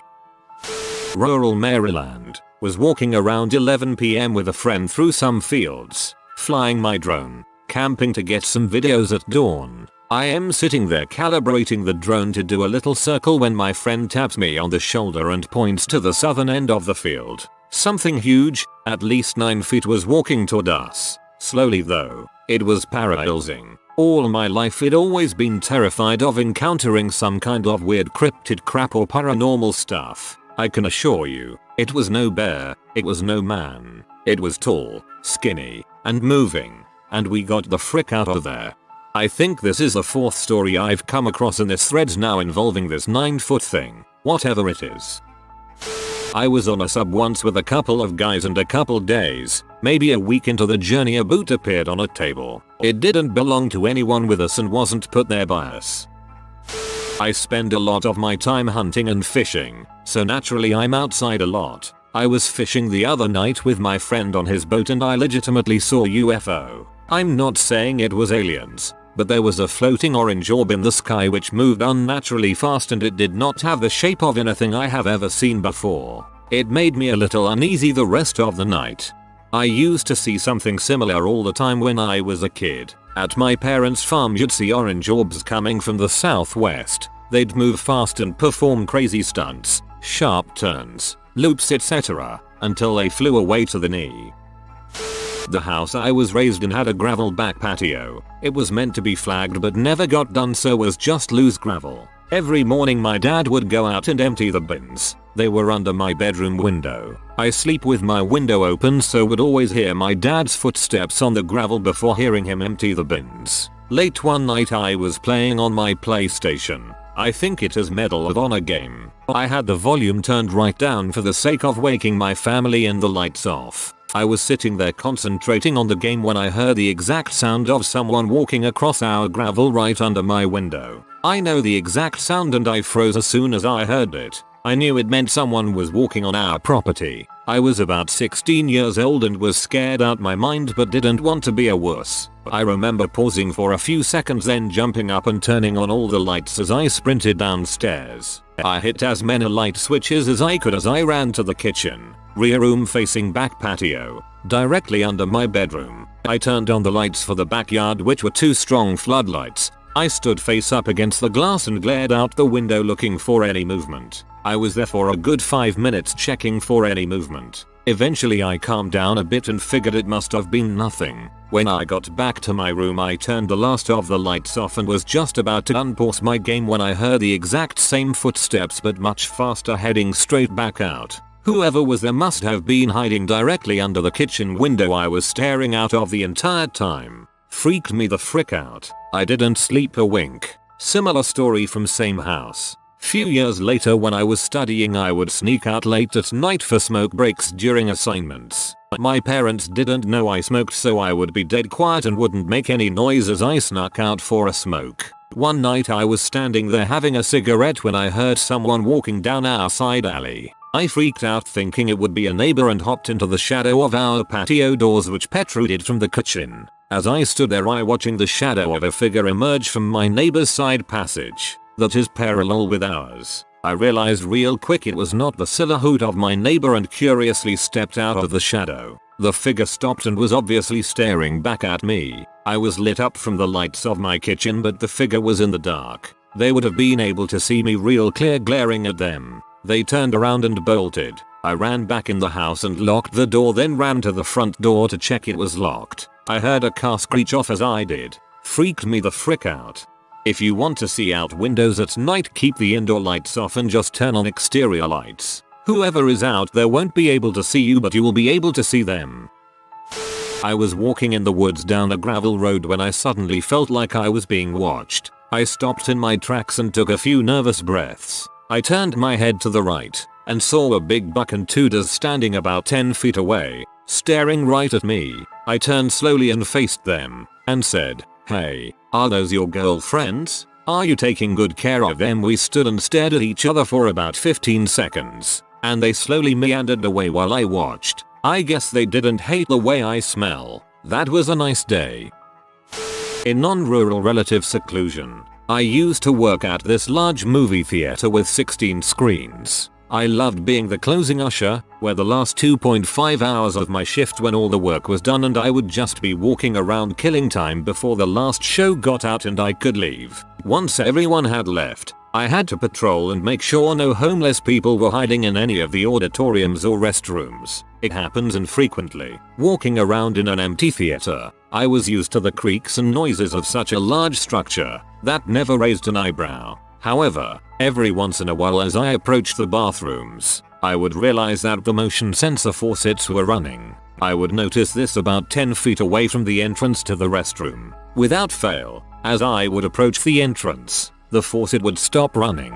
There weren't any doors to the restrooms. They were designed so that there were walls and turns that blocked someone walking by from seeing into the restroom. There was no way that me beginning to enter the restroom would be picked up by the faucet, yet it consistently stopped as I entered.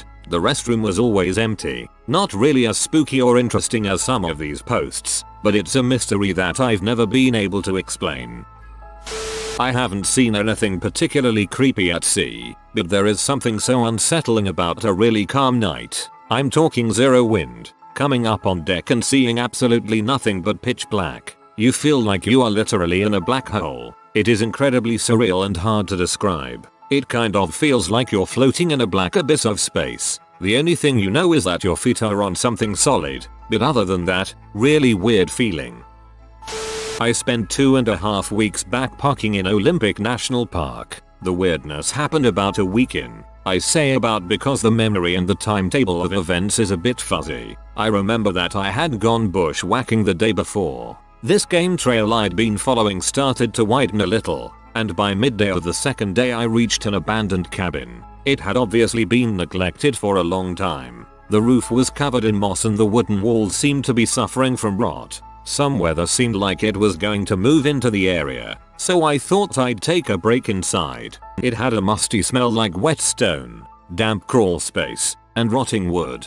Despite the smell, the cabin was quite spacious inside. Incredibly so, actually. There were 2 rooms, I remember, and a third door that went down a long, gently sloping stone tunnel that led down into what I assumed was a cellar. Looking back, I don't see how such a feature wouldn't have been visible from the outside, but there it was. I turned on a flashlight and started walking down. It went on for an impossibly long distance. I had gone about 100 yards, and my flashlight beam just faded into darkness when I shone it down the path ahead. This was not a cellar. There was a stifling, claustrophobic silence that seemed to press down on me the further I went. The darkness was disorienting, and I felt almost intoxicated. I'd probably stumbled on a pocket of poorly oxygenated air. Whatever it was, I'm glad I had enough sense left to nope the frick out of there pretty quickly. Here's the strange thing, though. I know I couldn't have gone more than 100 or 200 yards down that tunnel.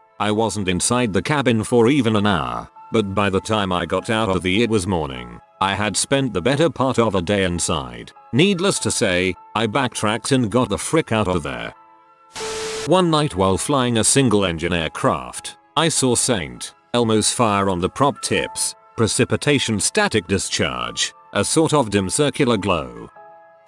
I was solo backpacking in southern Ohio. I had stopped for a rest around 10 AM and I saw a weird shape a bit off trail. I walked over and it was a very basic shelter. Stick walls, a tarp roof, unopened cans of food, cloths, and a bed. The weird part was I was at least 20 miles from anywhere people might be, and about 10 miles to the nearest road. It looked freshly lived in, so I moved on. I still can't help wondering who might have set that up and was living there so far from anything.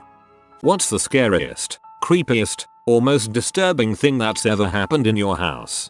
I was gonna write a big long paragraph for this, but it's not necessary. When I was about 11 or so, someone that rented out our basement attempted suicide. She slit her wrists with a razor. Needless to say, it haunted that house forever for my 11-year-old self. P.S. I'm a long-time lurker. Go easy on me. My old TV used to turn itself on randomly. One time it decided to do this at 2 AM, 3 days after I watched the Japanese film Ring. At first I was like, FFS, it's turned on again. Then I stared at the ceiling for about 10 minutes before I had the balls to look at the screen.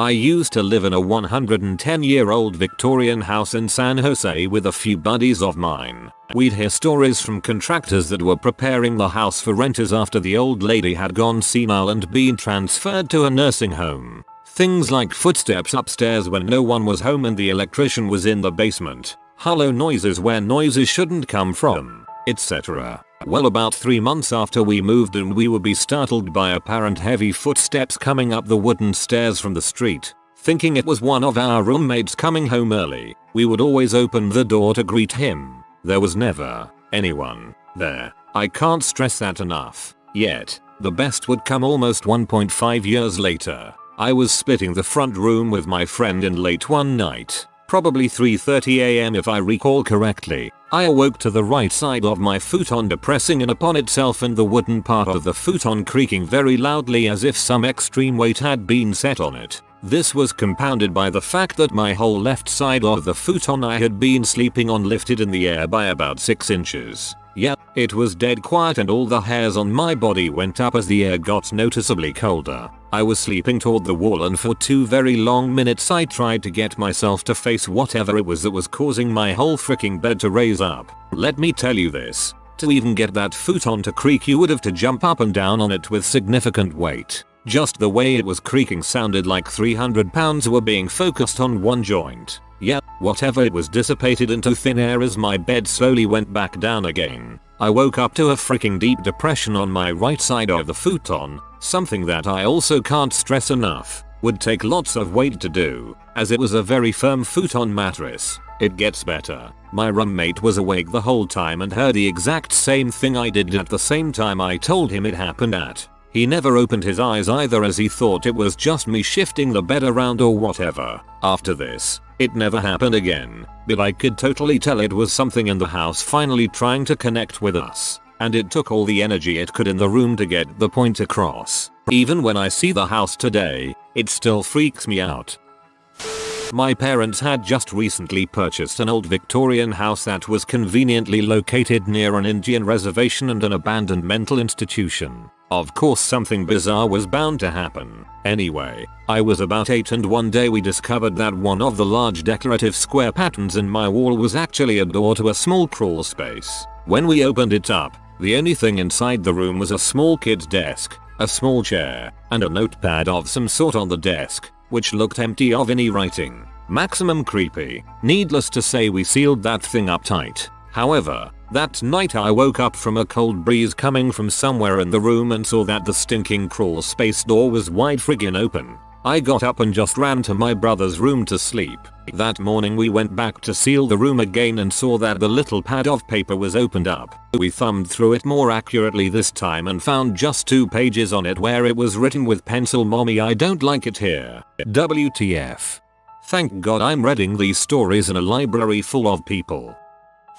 Great, now I'm not going to sleep tonight. I hate ghost stories and, being a natural skeptic, I read stories like these and immediately think they are bulls, but that is just my built-in defense mechanism. That said, I never wanted to believe in the existence of such a thing until I had my own experience. An old girlfriend of mine and I went to visit some friends who had recently purchased a new home in Chicago. It was one of your typical Chicago-style bungalow homes. So the guy is showing me around the house and everything is pretty standard fare until he says, "Let's go check out the wine cellar." "You have a wine cellar? Sweet." So we go into one of the bedrooms and in the closet there is this small half-size door with locks on it to lock it in a manner so nothing that is downstairs can come up into the house. We open the door and it leads down into a full-sized basement. At first I thought it was really cool and then I started to ask why the only way into the basement was through this weird door in the closet. My friend had no clue, but he didn't think anything of it. I recall feeling kind of strange and uncomfortable down there.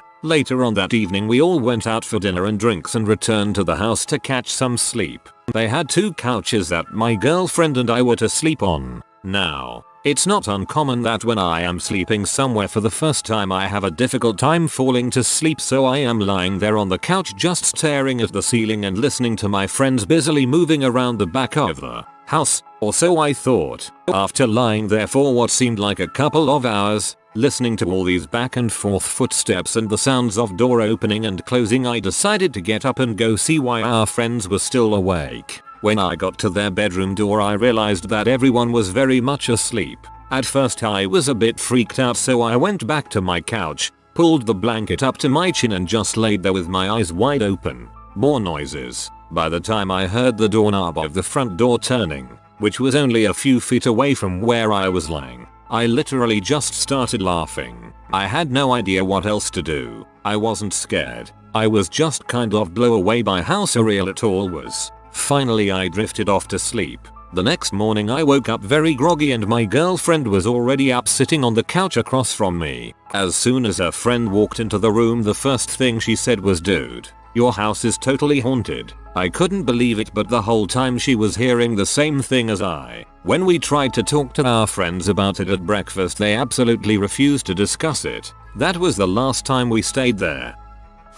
My friend's house is haunted. I normally don't buy people's balls ghost stories, but his entire family, and anybody that stays in the house a few nights, would agree that weird crap went on in that house. There are dozens of stories, but I'll tell mine. One night I showed up to my friend's house for a party. I was about 18 or 19 at the time. Everybody was in the basement getting drunk, and as I walked to the basement door to go down there, I passed the bathroom. The light was on, the door was closed, and I heard 3 or 4 female voices inside the bathroom. Awesome, I thought. There are girls at this party. I hope they're hot. I stopped to listen to them for a minute. I was trying to figure out if I knew their voices or not. I could actually hear what they were saying. They were talking and laughing. I listened for about a minute. I then went downstairs and started drinking. About 20 minutes passed and I asked my friend where the girls were that were upstairs, and everybody, there were 5 or 6 guys there at this point.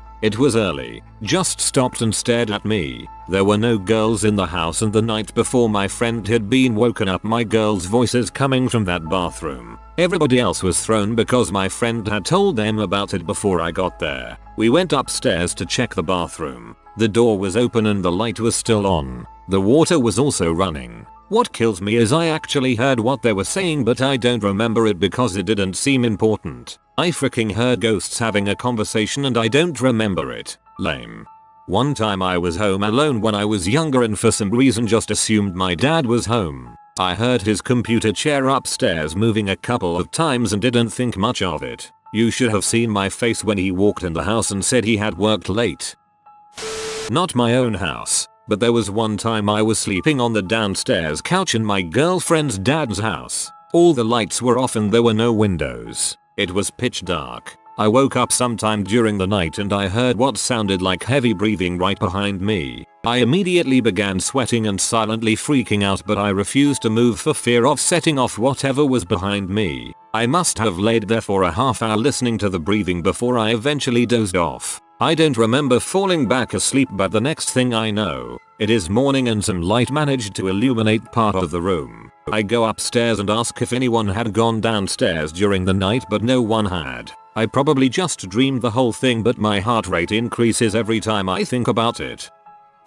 I live out in a rural area. My bedroom has one of those sliding glass doors that's just one big sheet of glass with a frame. One night, a couple months back, I was chilling in my room around midnight and noticed something outside through the corner of my eye. Now, I see plenty of wildlife around the place. Raccoons, foxes, squirrels, deer, skunks, and more. I'd seen a fox outside my door not long before, so I figured it was a fox again. I saw the tip of the tail and started thinking of the fox. Then I followed the tail to the body. That body was too large to be a fox. Then I followed the body to the head, and the head turned and looked at me. Jesus Christ, it was a mountain lion. As I held back the urge to pee myself, it just turned and walked the frick off.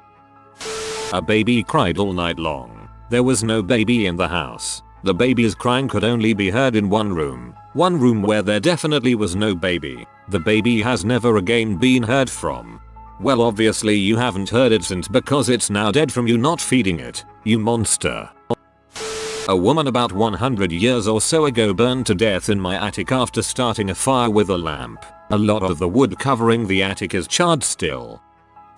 When I first came to look at the apartment I am living at now, the people that were moving out were the ones to show the apartment to us. There was no one from the building present. They were a real scumbag looking pair. The guy just says out of the blue that he was going to prison, and his wife could not afford the place anymore. More on that in a minute. So I don't think too much of it, and we move in a few weeks later. While talking to some of the neighbors, there are townhouses and 2 buildings in the same development. They asked me if I knew what happened in my apartment. I was like, no, and then they proceed to tell me that the dude that lived there was off to prison for raping some little girl in the apartment. WTF. That was information I did not need to know. The worst part is his wife got a new place on the first floor, right on the corner where all the kids would pass to take a shortcut to school. When this monster got out of jail, they let him move back in. Again WTF. Who thought it would be a good idea to let a convicted pedophile move into a secluded place that had a ton of kids walk by all day?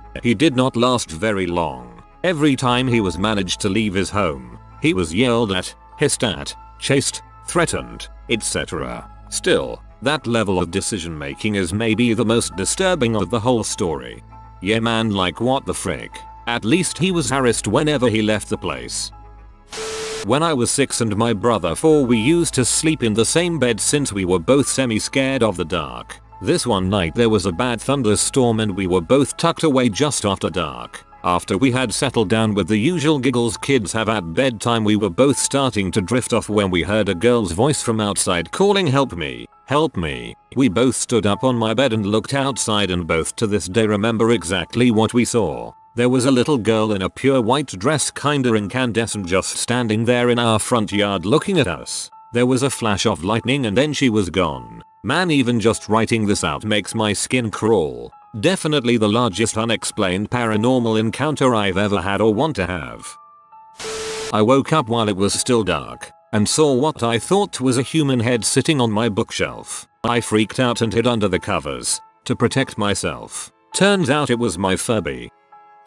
I won't really say creepy but definitely odd. So I am at home alone one day watching some daytime TV when my dog, then 9-month-old puppy, come trotting from my parents' room, tail between her legs, to me, makes a few laps around our coffee table, looks out one of our front windows, and comes back to me whining. She then goes down to the front door growling, the only time she has ever growled, and she is not 3 years old, comes back up, tail between her legs, and I am looking at her like WTF. About a minute later I hear what sounds like a baseball hit my front door. I go to the front door to check things out and no one is out there, so I walk around the house, nothing. I got back in, again, like WTF. A few minutes later my doorbell rings and instead of running down to the door to greet whoever it is, my dog runs, tail between legs, to my parents' room again. I open the door and there are 2 Mormons there wanting to talk. IDK if any of it had to do with the other things, but I was baffled. TLDR. My dog has a Mormon scent and God punched my front door before they got there. Also my room is directly above the metal support beam of my house, in our garage, and I constantly hear something bang on it, probably a couple times a week. But it is always a single hit. No clue what it is, but it hasn't killed me yet, so whatever. Oh boy, where to start? Our current rental is cursed by an insane homeless man who legitimately believes the house was bequeathed to him. We have a restraining order against him and there is a warrant out for his arrest. However, in the last 10 months he and or his friends, since he's been in jail creating fake legal documents with which to harass us, have 1. Left suspicious packages, 1. Stolen mail, 1. Left fake eviction notices and court summons with our names on it and threatening language, 1. Videotaped us receiving these fake documents, 1. Cancelled our water, gas, electric, internet, 1. Banged on our doors. It's definitely left me, being the man of the house, feeling anxious every night and losing sleep. Using a semi-throwaway to tell this story because my family doesn't really like me talking about it. I've got some other stories, but I'll be talking about them on my main account. Anyways, I don't really remember all of this, so I'm going a lot off of what my mom told me. I was probably 3 or 4 years old enough to where I can vaguely remember, but still too young to have been in kindergarten. I was living with my mother at the time, and her former boyfriend, my younger sister's father, and we had just moved into this townhouse. It was one of those half houses that you split with another person. It was a bit run down, and we didn't have any neighbors, but the place was pretty cheap and close to where my mom worked. It was a 1-level house, with a basement. There was a door in the kitchen that led to a narrow staircase that led down to the basement. However, there was really no need to go down into the basement, as the washing machine and dryer were both upstairs. The staircase also had this awful smell that sometimes seeped under the door and into the kitchen. As such, we didn't want to use the basement to store anything, and no one really bothered to venture down there. My mom and her boyfriend had checked it out before they decided to rent out the place, but that was about it. The floor was wet, Winter was just ending at this point, and there was this flimsy partition that split the basement in half. They just assumed it was to split the basement between both sections of the house, but it smelled so bad that my mom and her boyfriend didn't even want to bother with it. There was also a bunch of flies buzzing around the house, almost constantly. The more I think about it, the more I wonder why they even agreed to live in this place. Most days, the basement was ignored, but there were a lot of times where my mom would complain about being in the house alone because she felt like she was being watched. As the days grew warmer, there were times when the stench of the basement would seep up into the kitchen. Eventually, my mom's boyfriend decided to check it out. I remember him and my mom telling me to stay upstairs, but I got curious, so I just followed them down anyway. I remember standing on the last step above the basement floor, while my mom's boyfriend worked to knock down part of the wall that split the basement in half. It took him some effort, but it came down pretty easily. From what I remember, it was essentially wood and duct tape or something along those lines. On the other side was a bunch of rotting dog carcasses. Well, by that point, they were almost completely rotten, and a ton of flies buzzing around. I don't really remember what happened, other than my mom called the landlord and we ended up staying at my grandma's house until we found another place to live. As far as I know, the house burned up in a fire a few years back. TLDR. Found a bunch of rotting dogs in the basement. We were looking to buy a new house and our realtor was taking us to some showings. We went to one house where the previous occupants had already moved out. There were some cleaning supplies, but it was mostly empty. We go down to the basement, which was finished with a bedroom and a bathroom off to the side. Only the light from the staircase was working, so we kind of poked our way around in the shadows. The realtor goes in the bedroom and turns to look in the closet. She throws her phone, papers, and keys into the air and just starts shrieking over and over, then runs upstairs shrieking the whole time. So I'm left with the decision. Do I even want to see what's in the closet, or should I grab my wife and bolt upstairs? I sent my wife upstairs, get in my best karate pose and peek around the corner of the closet. I jumped backwards and gasped and my eyes focused a little better. There's a goddamn tiger in the closet. A life-sized stuffed taxidermy tiger with its mouth wide open. It scared me and I knew I should be expecting something scary when I peeked in the closet. My brother and I were playing some Mario Party and I kept seeing something white blurry walk by the door in the hallway, and then I said loudly and clearly, if there is some spirit here, make this N64 stop working. Nothing happens. 10 minutes later the TV makes a god awful sound and then the game froze. Freaked out and the game won't turn on for 2 days after. He probably took so long because he was trying to find a younger ghost to tell him WTF an N64 is. My parents used to have this truck that I used to borrow when I was around 16 to drive to work. Sometimes when I got home, I would park and turn off the headlights, pull the key out, and then shuffle around on the seat next to me to get my stuff. It was then that I heard a faint kneeing sound. It was almost like a baby crying, but very faint. It made the hairs on the back of my neck stand on end, and I bolted out of the truck. This happened 2 or 3 times until one night I decided to sit there and track down the source of the sound. It turns out that after I pulled the key out, I would unhook my seatbelt. The seatbelt retractor spring would slowly wind the belt back up, and since it was old it made the weird squeaky sound. TLDR. I thought my seatbelt was a dead baby. Guy who lived here before me shot himself dead about 3 meters from where I sit now. I needed a place to stay, so I figure when the doors open on their own, we make a light joke out of it.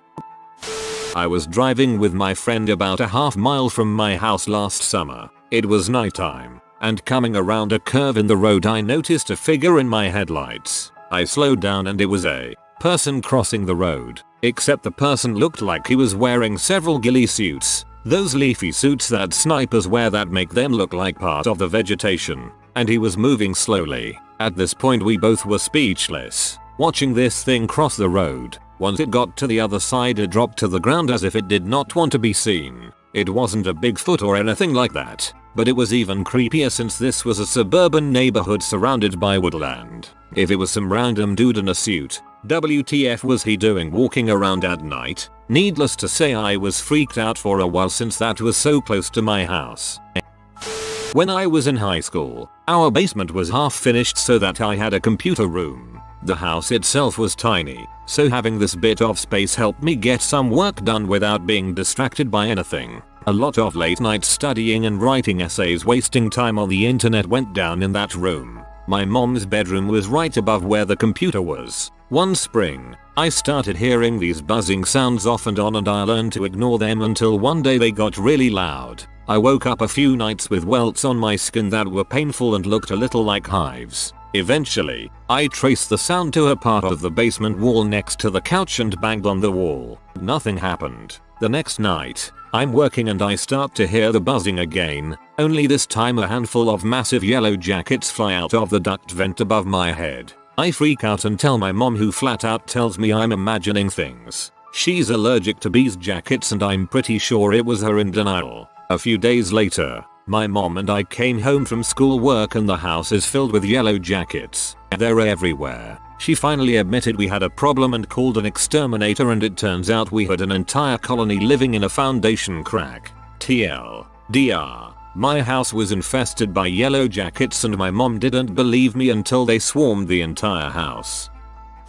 I was staying up really late one night while the wife and kids are asleep. Finally, around 3:30 am, I head up the basement stairs. Only the light at the top of the stairwell is on. As soon as I reach the top of the stairs, I look up and see out the glass of my side door a man standing about 6 inches away from the outside of the door, maybe 3 feet from me, just standing there motionless and staring at me with a completely blank expression. I screamed and almost fell down the stairs. He didn't move at all. It wasn't until I yelled that I was calling 911 and getting my shotgun that he turned and slowly walked off into the darkness. Horrifying.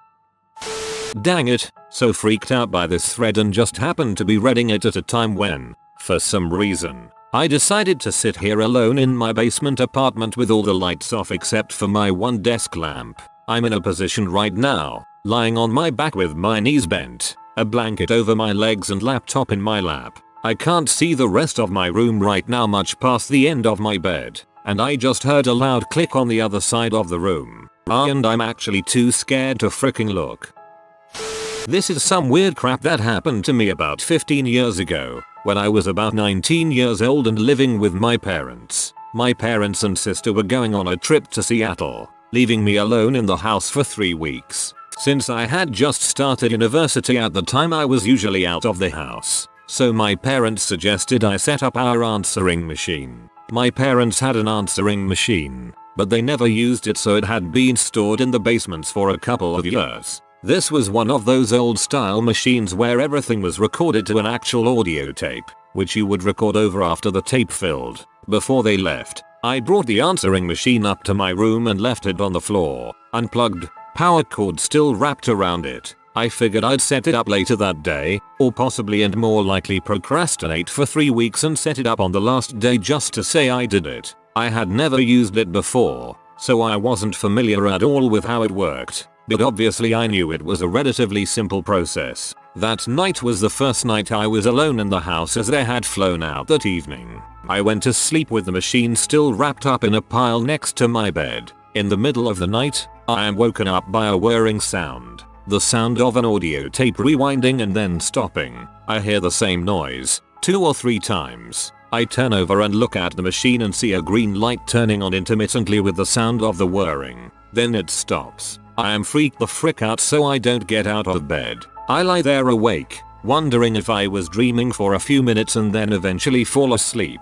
The next morning I wake up and go about my business, unsure of whether the night's events were real or if I dreamed them. Then the phone rings. I pick it up, and it's my sister. Sister, hey, I tried calling you last night to let you know we landed, but I got the machine. Me, that's impossible. I didn't plug it in, and there's no battery powered option. The phone line wasn't even plugged into it. Sister, huh, but I called twice. Both times the answering machine picked up, and it was your voice saying to leave a message. Me, WTF. I was about 10, and I watched my mom's purse slide from the kitchen counter, hover midair for about 15 seconds, and slam to the ground. I can't say I remember running, as it doesn't seem like my feet touched the ground. When I found my mom outside, all I could manage was, "Mom, your purse fell dead, then pick it up, please," with a shake of her head. Same apartment. To this day, as my mother still lives there, a ghost or whatever you want to call it, drops and rolls what sounds like marbles on the ceiling. Sometimes it sounds like bowling balls, and sometimes golf balls. They drop as if from a good height, and then bounce and roll as you would expect them to on hard linoleum floor covering solid concrete. After a quick search online just now, the likely culprit is actually water moving through pipes. Okay, I would totally jump all over any explanation, to be honest, except I have yet to hear one that explained why the frick it would follow you around from room to room, even while running down the hall to leave the apartment. I used to call the ghost Charlie after my imaginary friend from kindergarten. Then we found out that several others could hear this anomaly. We changed the name to Mason, as in masonry, due to the fact that he lived in the cement of the building. The building managers and HUD have gotten numerous complaints about this issue. Just pointing out that my mother and I are not. Mom doesn't get scared of it anymore, as she is convinced this ghost is a child spirit wanting to play. She even talks to it now. My parents got my younger sister a spell and speak toy when she was young. She eventually outgrew it and it was relegated to the closet in the basement bedroom, the bedroom I was occupying at the time. One night, it started going off, saying letter after letter in the monotone male computer voice. I figured the thing was just old and the batteries were shorting out. It didn't stop, so I got up to take the batteries out. I walked into the closet, grabbed it off the shelf, flipped it over, all the while it was saying letters. I opened the battery hatch, only to find that there were no batteries in it. I turned it over and the screen was blank and it went silent. I opted then to share an upstairs room with my kid brother rather than sleep down there ever again. I still don't go down there unless I have to. This happened when I lived with my mom. She still lives in the house, and other people have had strange things happen to them while I was living there and after I left. I will list them because there are a lot. I was once in one of those half awake half asleep modes and heard someone whisper loudly, if there is such a thing, kind of hard to explain, into my ear, my name. I moved out over 4 years ago and was recently talking to my brother's girlfriend and she mentioned how she was laying in bed and had heard her name whispered, and when she had mentioned it to my brother, he had heard his name on a different occasion. I asked her if she had ever had that happen to her before and she said she hadn't, and I know I haven't. So that was kind of weird. I had moved out of my mom's house and into my own apartment. She was living there with my stepfather. He had to go into work very late at night. So she calls me and we talk for a while. Then I hang up and go to bed. She does some other stuff around the house and then decides to call my stepdad. She looks high and low for the cordless phone and can't find it anywhere. She does the beep paging thing for the handheld and still can't find it and she doesn't hear it. She has always been creeped out by the house and didn't want to be alone, so she went to my aunt's house for a while. She came back home, walked into the kitchen, turned on the light, and sure enough the phone was sitting on the kitchen table, where she had checked before and it hadn't been turned on. The screen was turned on like someone had just pressed the talk button. Another time she was home alone, late at night, watching TV. We have these shelf type things that line the steps going down into the basement where you can store a few things. We kept tools and paper towels and flashlights on them. For no reason at all, the big, heavy toolbox goes crashing down the steps. The toolbox was resting flat on the shelf and no one was running around, so it's not like vibrations sent it tumbling down. On several occasions I have seen a dark shadow type thing floating around my bed. I normally just wrote it off to me being tired and my mind not focusing or whatever, but one night my boyfriend saw it too. We were lying in bed and I saw it on the ceiling. He says, "Do you see that too?" Well, that freaked me out and I moved out shortly after that. There have been other things that have happened in that house that we can't explain, but the only time I really am 100% sure I saw something that I could say was a ghost didn't happen at my house. It happened in Harper's Ferry, WV.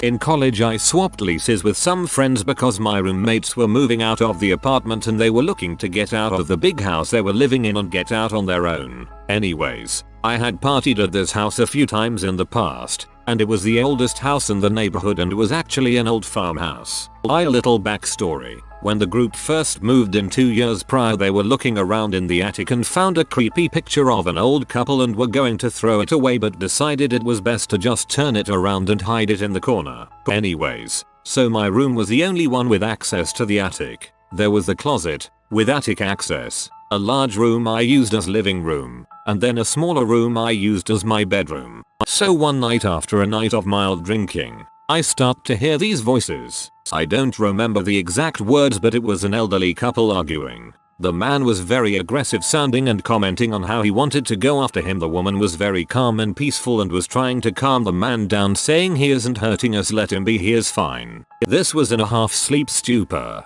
and when I rolled over I could barely make out the image of an elderly couple that had clothes similar to that of the painting stored in the attic. Anyways, that was the only time they ever bothered me. I work in a supposedly haunted building now and am one of few to have not experienced any of the paranormal activity. I work in a supposedly haunted building now and am one of few to have not experienced any of the paranormal activity. The elderly couple have marked you as theirs. Beware. Serious, people who listen to emergency radio scanners, what is the creepiest pandemonious thing that you've heard over the airwaves? I was fascinated with scanners when I was in my early teens. One night, back when you could pick up any cell phone call within miles, as they were analog and unencrypted in the 900 MHz band, I was scanning through the 900 MHz band and my scanner stopped on an unused frequency. All I heard was, "And then I'll bring the Rottweiler in and let him frick you. How'd you like that?" It was kinda shocking to my 13-year-old self. I think I switched frequencies when I heard that. Now I wonder what else was said.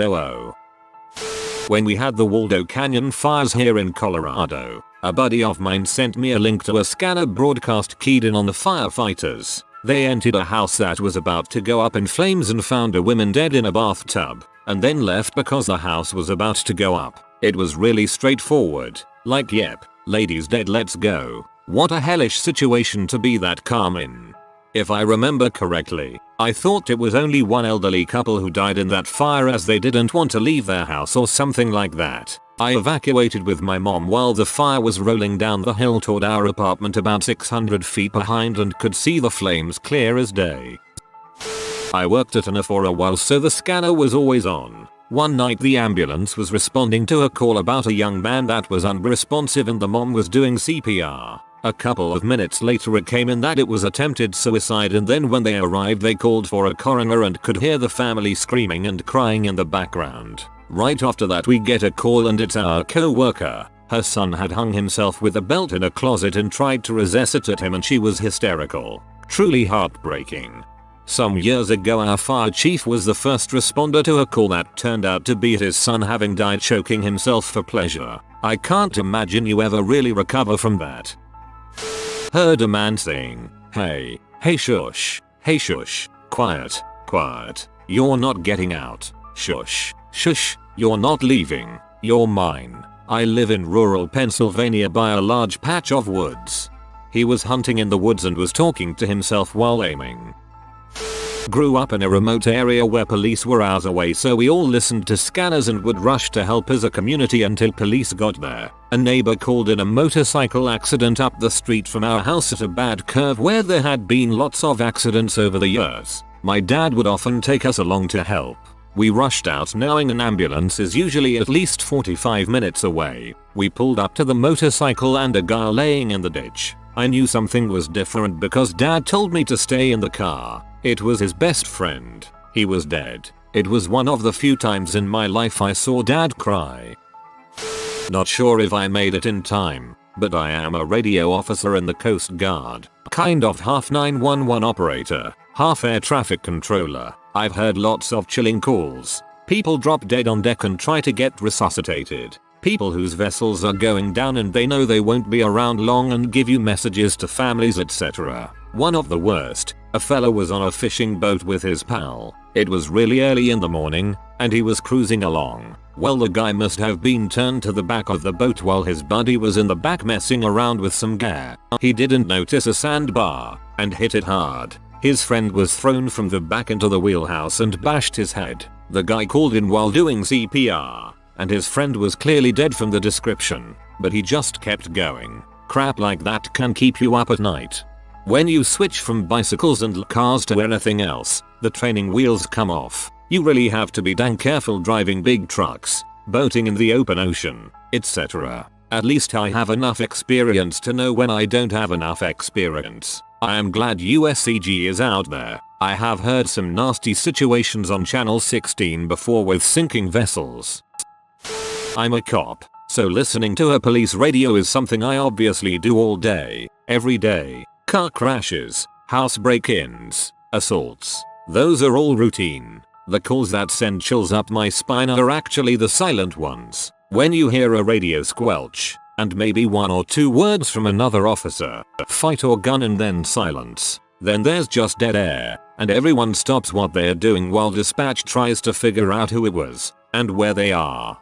As a dispatcher and Leo's spouse, those silent calls are the absolute worst. Our officer assist tones are haunting.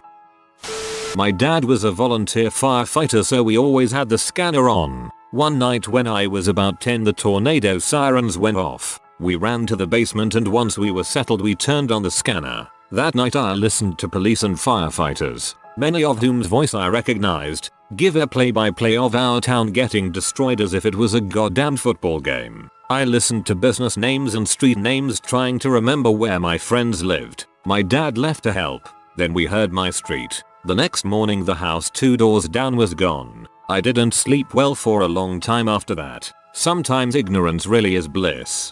Sometimes I wonder what the people who had home bunkers to be used in the case of a nuclear event would have experienced when they came out. No one really knew who had a bunker. Even today no one knows how many backyard bunkers there are. To think that they might have came out and have been the only survivor in their neighborhood, subdivision, etc.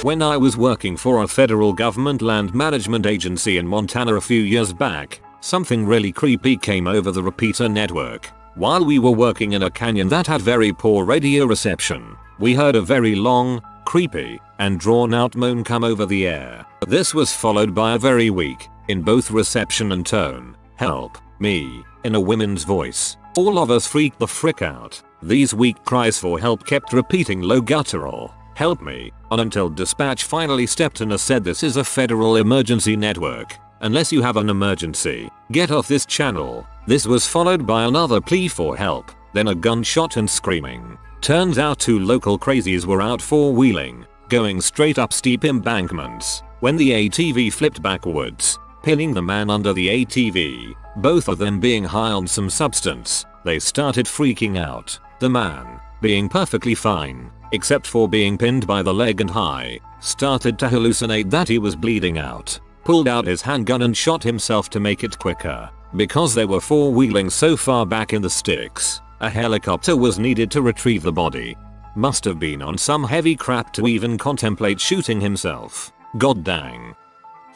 I work for a newspaper, and we have a scanner in the newsroom. I used to work the overnight shift, alone, so I was responsible for keeping an ear out for stuff going on. Luckily, it's a pretty small town, so it's pretty quiet at night. One night, I heard a cop responding to a suspicious group of people in a park. Then, dead air, which wasn't entirely unusual. I heard the call in, moments later, from the officer coming in to back him up when she found him shot in the head, near death. I listened as the other officers searched desperately for the man who shot him. It was so scary hearing how desperate, helpless, and furious those officers sounded. That was several years ago now, and I will never forget it. I always wanted to go into law enforcement as my grandfather was a chief of police, so I had a pro model scanner that I listened to as often as most listen to their favorite FM radio station. When I was 18, I worked the graveyard shift. Well, after I was done with work, I came home, turned on my scanner and went to sleep as I usually did. I woke around 11 AM and was listening to the dispatchers. All of a sudden they mentioned my home address. I was shocked and got out of bed excitedly to go tell everyone in my family that I just heard our address on the scanner. When I turned the corner in the hallway to go into the family room, the people from our fire department were coming in the door and my dad laying on the sofa in full cardiac arrest. I will never forget that moment as long as I live. For your information, my dad did survive but was never the same. He had 7 full arrests that day and was in a coma for a month. He was 48 and died at 57. He was taking an average of 160 pills, yes 160 pills, per day to survive. I think he just got tired of taking all of the medication. My dad stopped taking his pills as well. It was hard to let him go, but we had no right to keep him. He did what was right for him. I hope you have come to terms with it. Easy. There was a huge thunderstorm. Police mentioned a young black male brandishing a gun, dressed in nothing but a towel. HQ said something like, to confirm, armed young black male dressed in only a towel around his waist. Officer, ma'am, I didn't say anything about it being on his waist. I'm a Leo in a rural area, so we get odd calls pretty often from elderly people that are starting to lose their grip on reality. One time around midnight I got dispatched to a call where an elderly woman saw children in her yard. She was worried about them and wanted them sent home. On the way there she's still on the phone with dispatch describing them and where they are in her yard. I get to her house, a lightly wooded area on a rural road about 100 yards off the road, no yard lights or anything. There aren't any children in the yard, so I knock on her door. She invites me in and starts telling me about the kids. She points to a window that peers out into the darkness and says there was a little girl standing there staring at her. The little girl smiled, gave a wave and walked away from the window. The woman knew she was still there because she could still hear the little girl giggling. I went back to my car and left. We get calls like this all the time that the person is going crazy, mental illness, old age, drugs, etc. But they are so serious it almost makes you believe.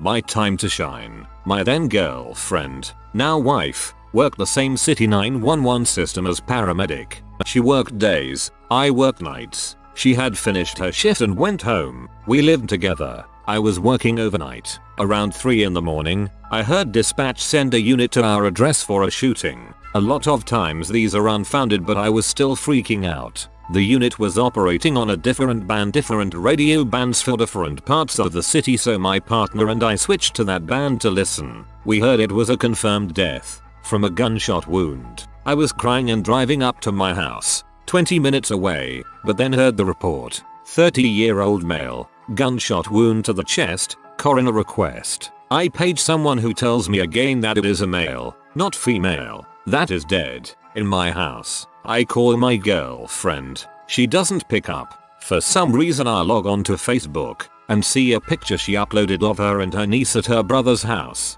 I totally forgot she was babysitting that night. Still didn't answer who the heck was in our house. Turns out 2 men broke into our house and one shot the other. I was scared, thinking what if my girlfriend had been home. But the neighbor saw the 2 men sitting in a car across the street for a few hours, most likely waiting until she left. This was the worst thing to hear over the radio, and such a relief in the end. Turns out 2 men broke into our house and one shot the other. Alright Jimmy, you go upstairs, I'll go downstairs. Forget your partner is upstairs, get spooked and shoot him. I've always wondered if this happens. Late to the thread, but the most heart-wrenching thing for me is final turnouts. When I was with fire rescue, one of our firefighters from our station was killed. At the service, we had our radio, and they do a final tone out for your station along with his badge number. 14 years later and I still tear up thinking about it. Yeah, final tones can be haunting, especially when you're standing at full salute for your rescue squad's newest volunteer at their funeral and you hear it echo over a dozen radios at once.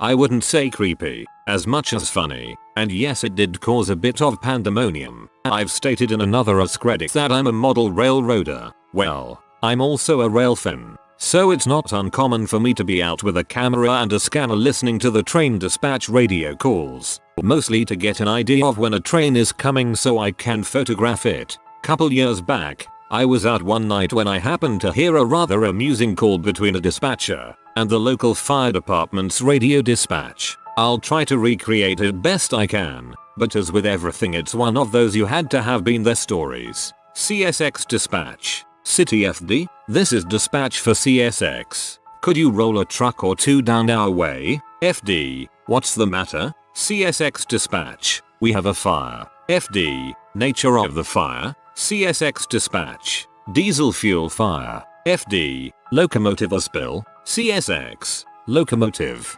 FD, okay, we'll roll 2 trucks. Just head down to the yard there. CSX, oh no, hang on, a few minutes pass. CSX, okay, it'll be at the 3rd Street crossing in about 4 minutes. You can meet it there. What happened was the second locomotive back on a train blew its engine and threw a rod through the crankcase. The heat caused the fuel to catch fire, and it torched the engine while it was still moving.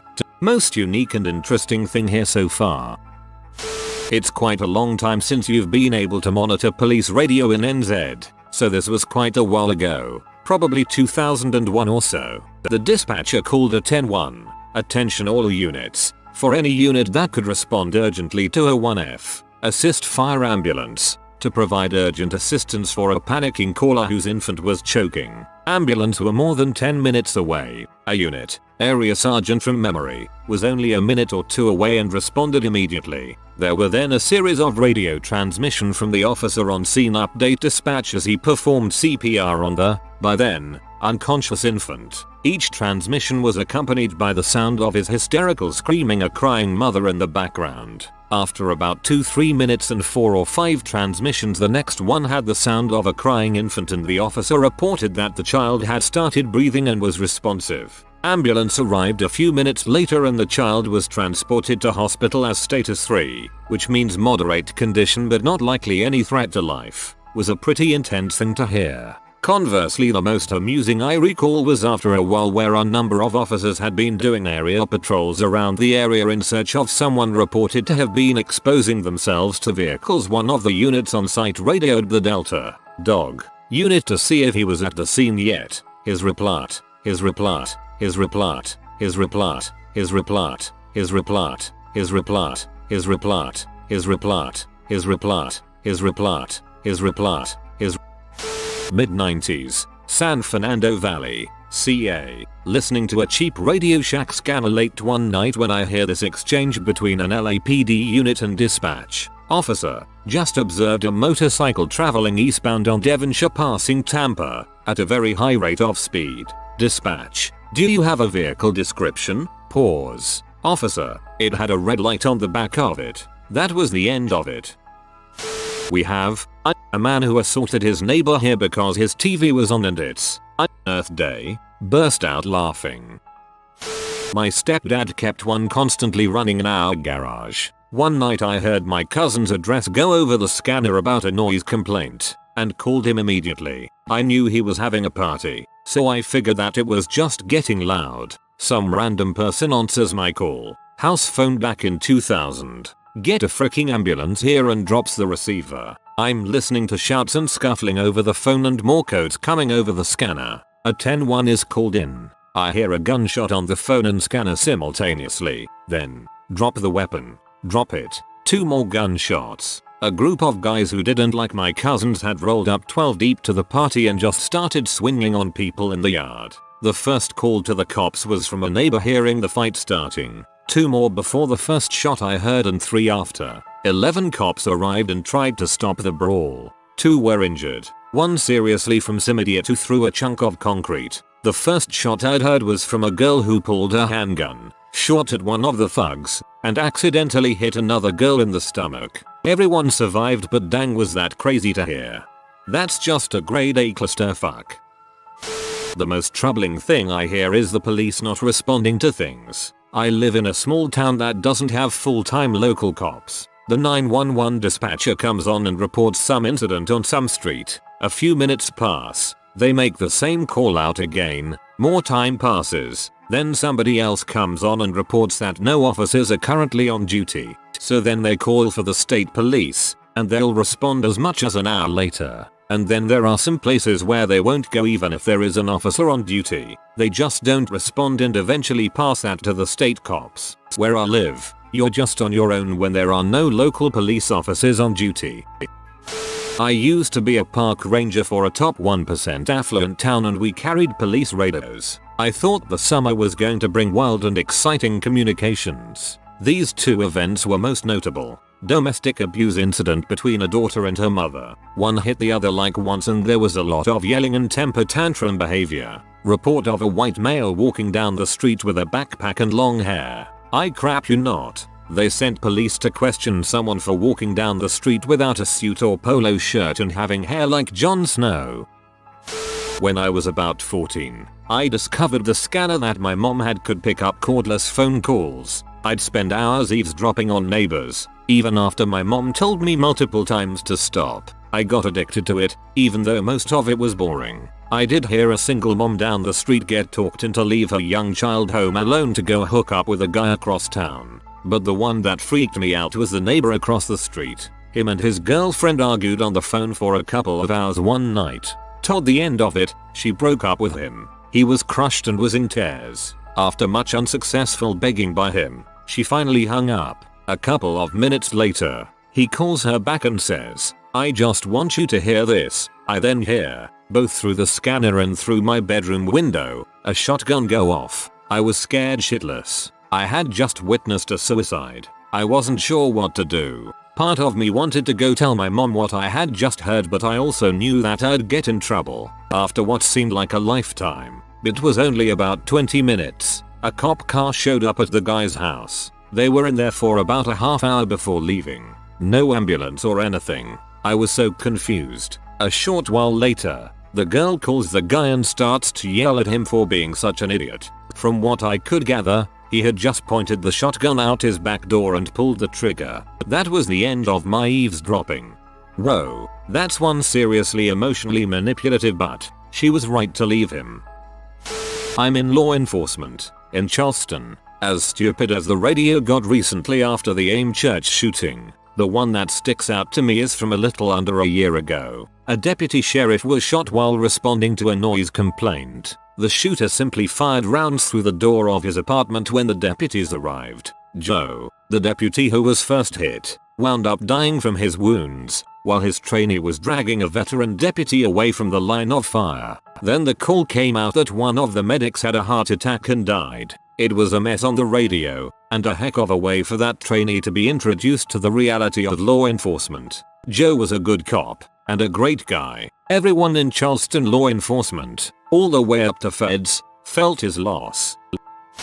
Dang, this one was sad. I live in Texas, about 100 miles inland. There was a huge hurricane heading for the coast, and even this far inland, we were told to be prepared. I remember my dad and I decided to go to Hub a few hours before the storm was supposed to hit, just to get a box of instant pudding mix, and the store was complete chaos. Well, all the warnings were pretty much pointless. We didn't get a drop of rain, but we did get a shitload of wind. My mom and I were downstairs listening to the scanner. My dad was in the kitchen making pudding, and my brother and sister were upstairs sleeping. The wind was causing power lines to go down, knocking out power to parts of the county. Every once in a while, we'd hear a routine police call. Then we heard a call. An ambulance was requested at such and such address for a tree that had fallen on a young teen male. My mom got a concerned look on her face and grabbed the phone book. She flipped to a page and told me, "That address is the last name's house. So and so last name was my brother's best friend, and he was the only boy his age living at the house." We continued listening to the scanner, and dispatch called back and said, "You can go ahead and send the ambulance, but you also need to send the JP." My mom told me I needed to go upstairs and wake up my brother. I did, and I brought him downstairs. My mom had to explain to my brother that we had just heard his best friend died over the scanner. This probably isn't quite what OP is looking for, but I'll post it anyway. During the riots protests in Baltimore City following the death of Freddie Gray while in police custody, I started listening to the police scanner while at my office. I live and work in Baltimore, and my office is not far from where the epicenter of protests and eventually violence broke out. A call came across the scanner. "Officer, male number 1 wearing a suit has a semi-automatic pistol on his hip. Looking for him now. Captain or dispatch? Not sure. Question him and check his ID. Find out what he's doing. Officer, he says he's Anderson Cooper's security detail. He's got credentials and license to carry."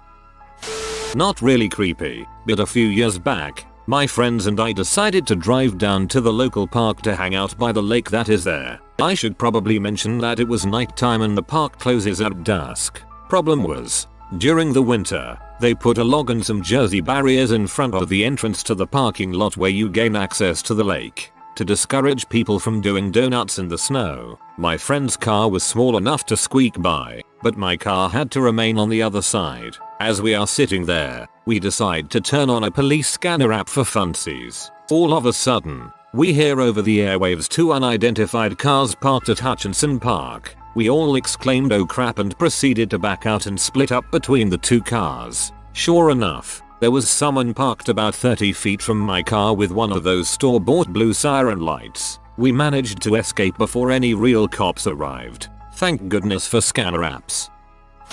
I lived in a boring, semi-rural town growing up. My dad worked nights. On Friday nights, my stepmom would order pizza before the pizza place stopped delivering to our address. Funny story. And we'd listen to the police scanner. There was barely anything else to do in this town, so the scanner was great entertainment. So one Friday, we're chowing down on some pizza and listening to the scanner, and they keep reporting something like bear on the loose in our neighborhood. The dispatcher said something about it being a possible prank call, and the calls kept coming. After a while of this, the dogs start barking, and we hear a rustling and scratching sound on the back porch of our trailer. I turn on the porch light and look out the window. It was a freaking black bear. My stepmom calls the police. The dispatcher gave her attitude, thinking it was a prank call. I let the dogs in the front door and we got the shotgun and waited. Eventually the bear wandered off. It was funny because no one had ever seen a bear in our area. Most exciting thing that ever happened in our little town.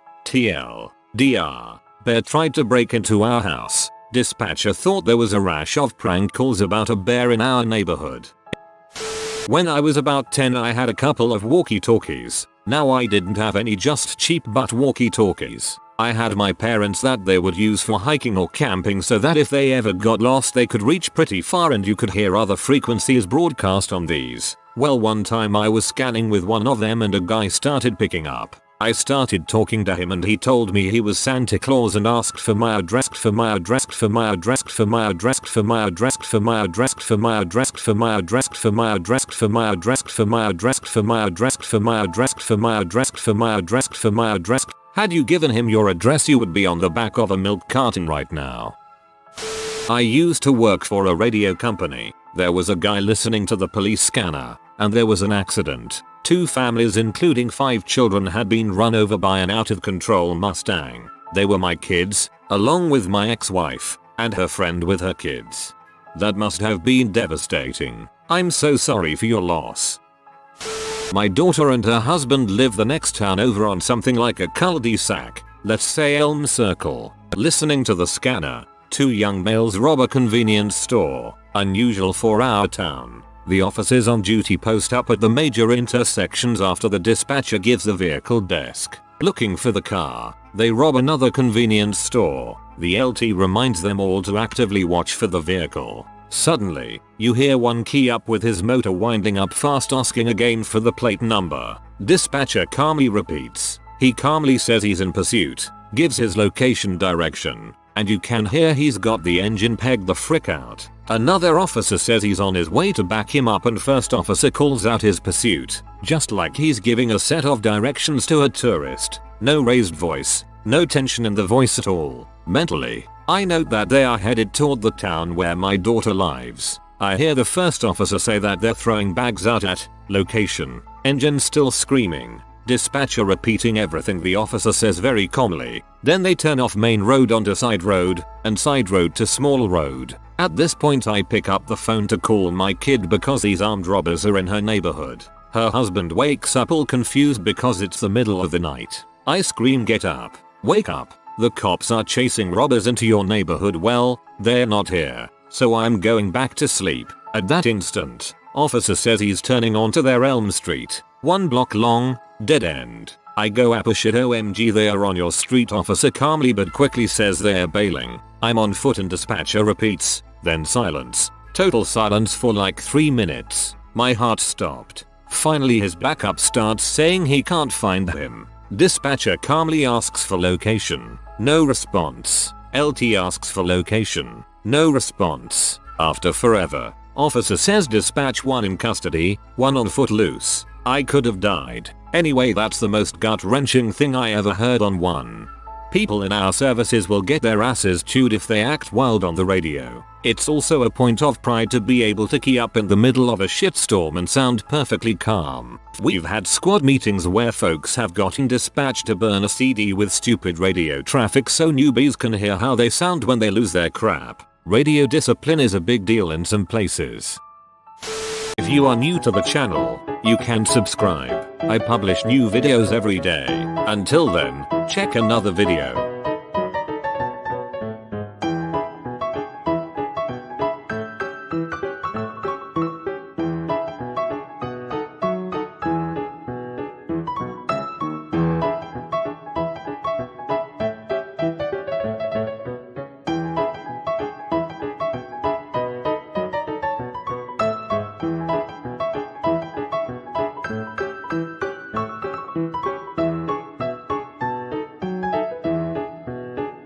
Bye for now.